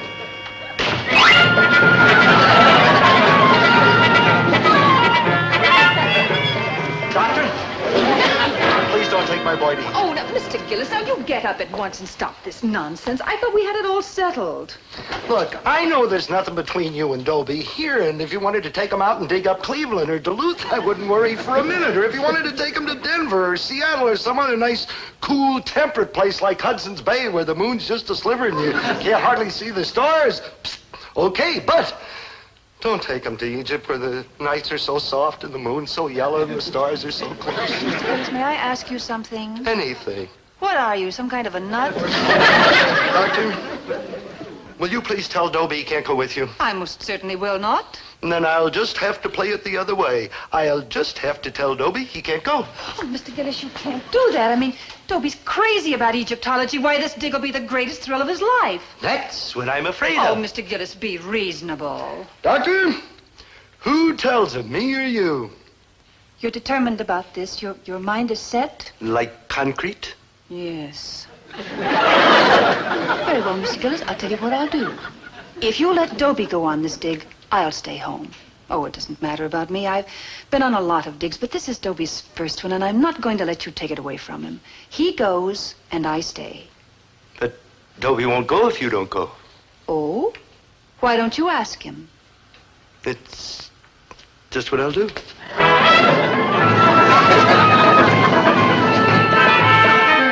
Dobie, I got something to tell you. Dr. Burkhardt ain't going on that dig. Oh? Didn't you hear what I said, boy? Dr. Burkhardt ain't going. I heard you, Dan. Well? Well, what? Well, you mean you're going even if she ain't? Why not? You see, Herbert, didn't I tell you? You also told me the Dodgers would never leave Brooklyn. Dad, what's this all about? Son, do you mean to say you're taking this Egyptology stuff because you really like Egyptology? Yes, Dad. Why won't you believe me? If I told you once, I told you... Dad? Dad?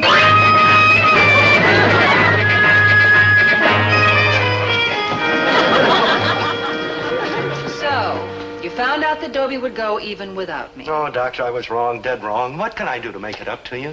Well, Mr. Gillis, for openers, you can get off your knees. Oh, I'm so ashamed of myself. Don't be. Be proud. Of what? Of your son, Dobie. He's a fine boy. A dedicated boy.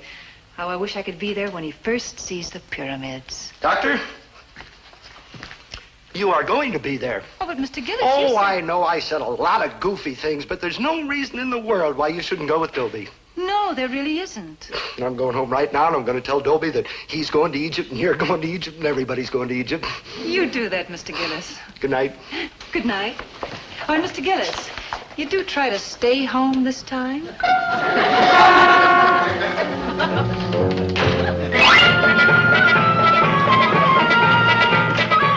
Well, it's all settled. Dobie, you're going to Egypt. Dr. Burkhardt's going to Egypt. Everybody's going to Egypt. What's that you're sewing? I did sew your name tag on Dobie's shorts. Shorts? What does he need shorts for? For the dig, dear. You saw the movies, Dan. Everybody wears shorts on the dig. The kids, Dr. Burke... Dad?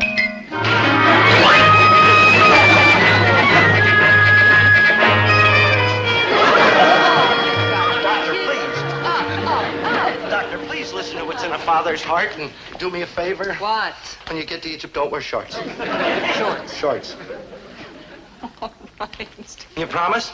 I promise. Honest and truly? Honest and truly. I won't wear shorts. Dobie won't wear shorts. Nobody won't wear shorts. Oh, you are all heart, ma'am. Well, I don't know what you are, Mr. Gillis, but I suspect that underneath all that sound and fury, you've got a little bit of heart yourself. You ain't mad at me?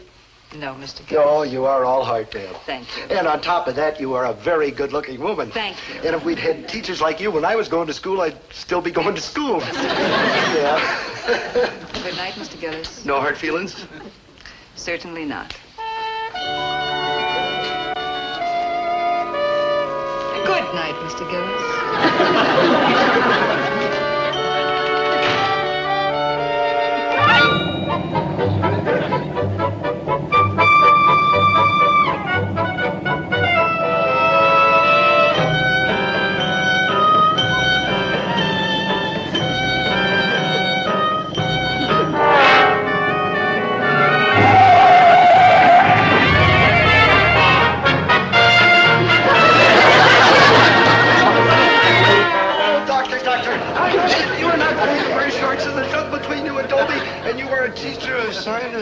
You must be the nut.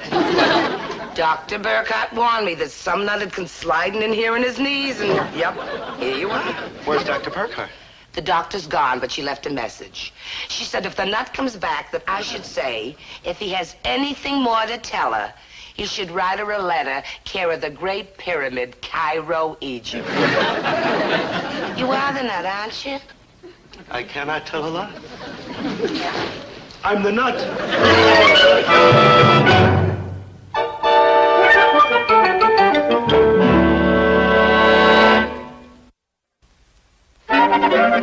Like hi, Mrs. G. Like hi, Mrs. G. You want to know what I just got? Some other time, dear. Like a year from Friday, dear. Okay, I'll tell you. I just got a letter from my good buddy Dobie from Egypt. That's wonderful. What does he say? I didn't open it. Why not? What's the use? I don't read Egyptian. I imagine it's written in English. I don't read that too good either. Open the letter already. Yes, sir, your grocership, your time and ship. Can't tell you what it says. It's like personal. You hardly even looked at it. How do you know? On account it starts off, Dear Maynard. Read the letter. Dear Maynard. Oh, he remembered. Maynard? Read the letter. Right. Dear Maynard, we are having a wonderful time here in Egypt. Yesterday we dug up a moldy old relic, and that reminds me, please say hello to my dad. Hello. Maynard, you left out a whole paragraph. Told you I didn't read too good. Maynard, go on with the letter. We have made several interesting discoveries. I found a vase that Dr. Burkhardt says dates back to the dynasty of King Tut, better known as King Tut. I don't know him either way. Sounds fascinating, huh, Mr. G? For what it's costing me, that's the word for it. Fascinating. Dr. Burkhardt was working in her tent, and boy, was she excited when I brought the vase to her. We were both very proud and happy to make such a discovery.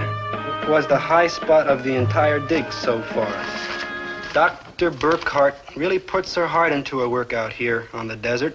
She enjoys every minute of it, and her enthusiasm is catching. I, too, have never enjoyed doing anything so much in my entire life. Dr. Burkhardt is inspired.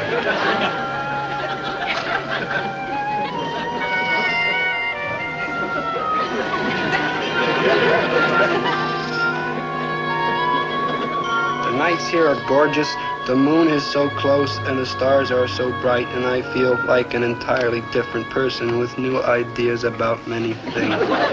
Man, what a time you must be having, huh? I'm so glad he's having such a fine time. Read on, Maynard. This Egypt is the most. I want to come here again, year after year. Oh, Herbert, isn't it wonderful that Dobie's having such a fine time? Herbert? I think you probably can reach him and carry the Great Pyramid, Cairo, Egypt.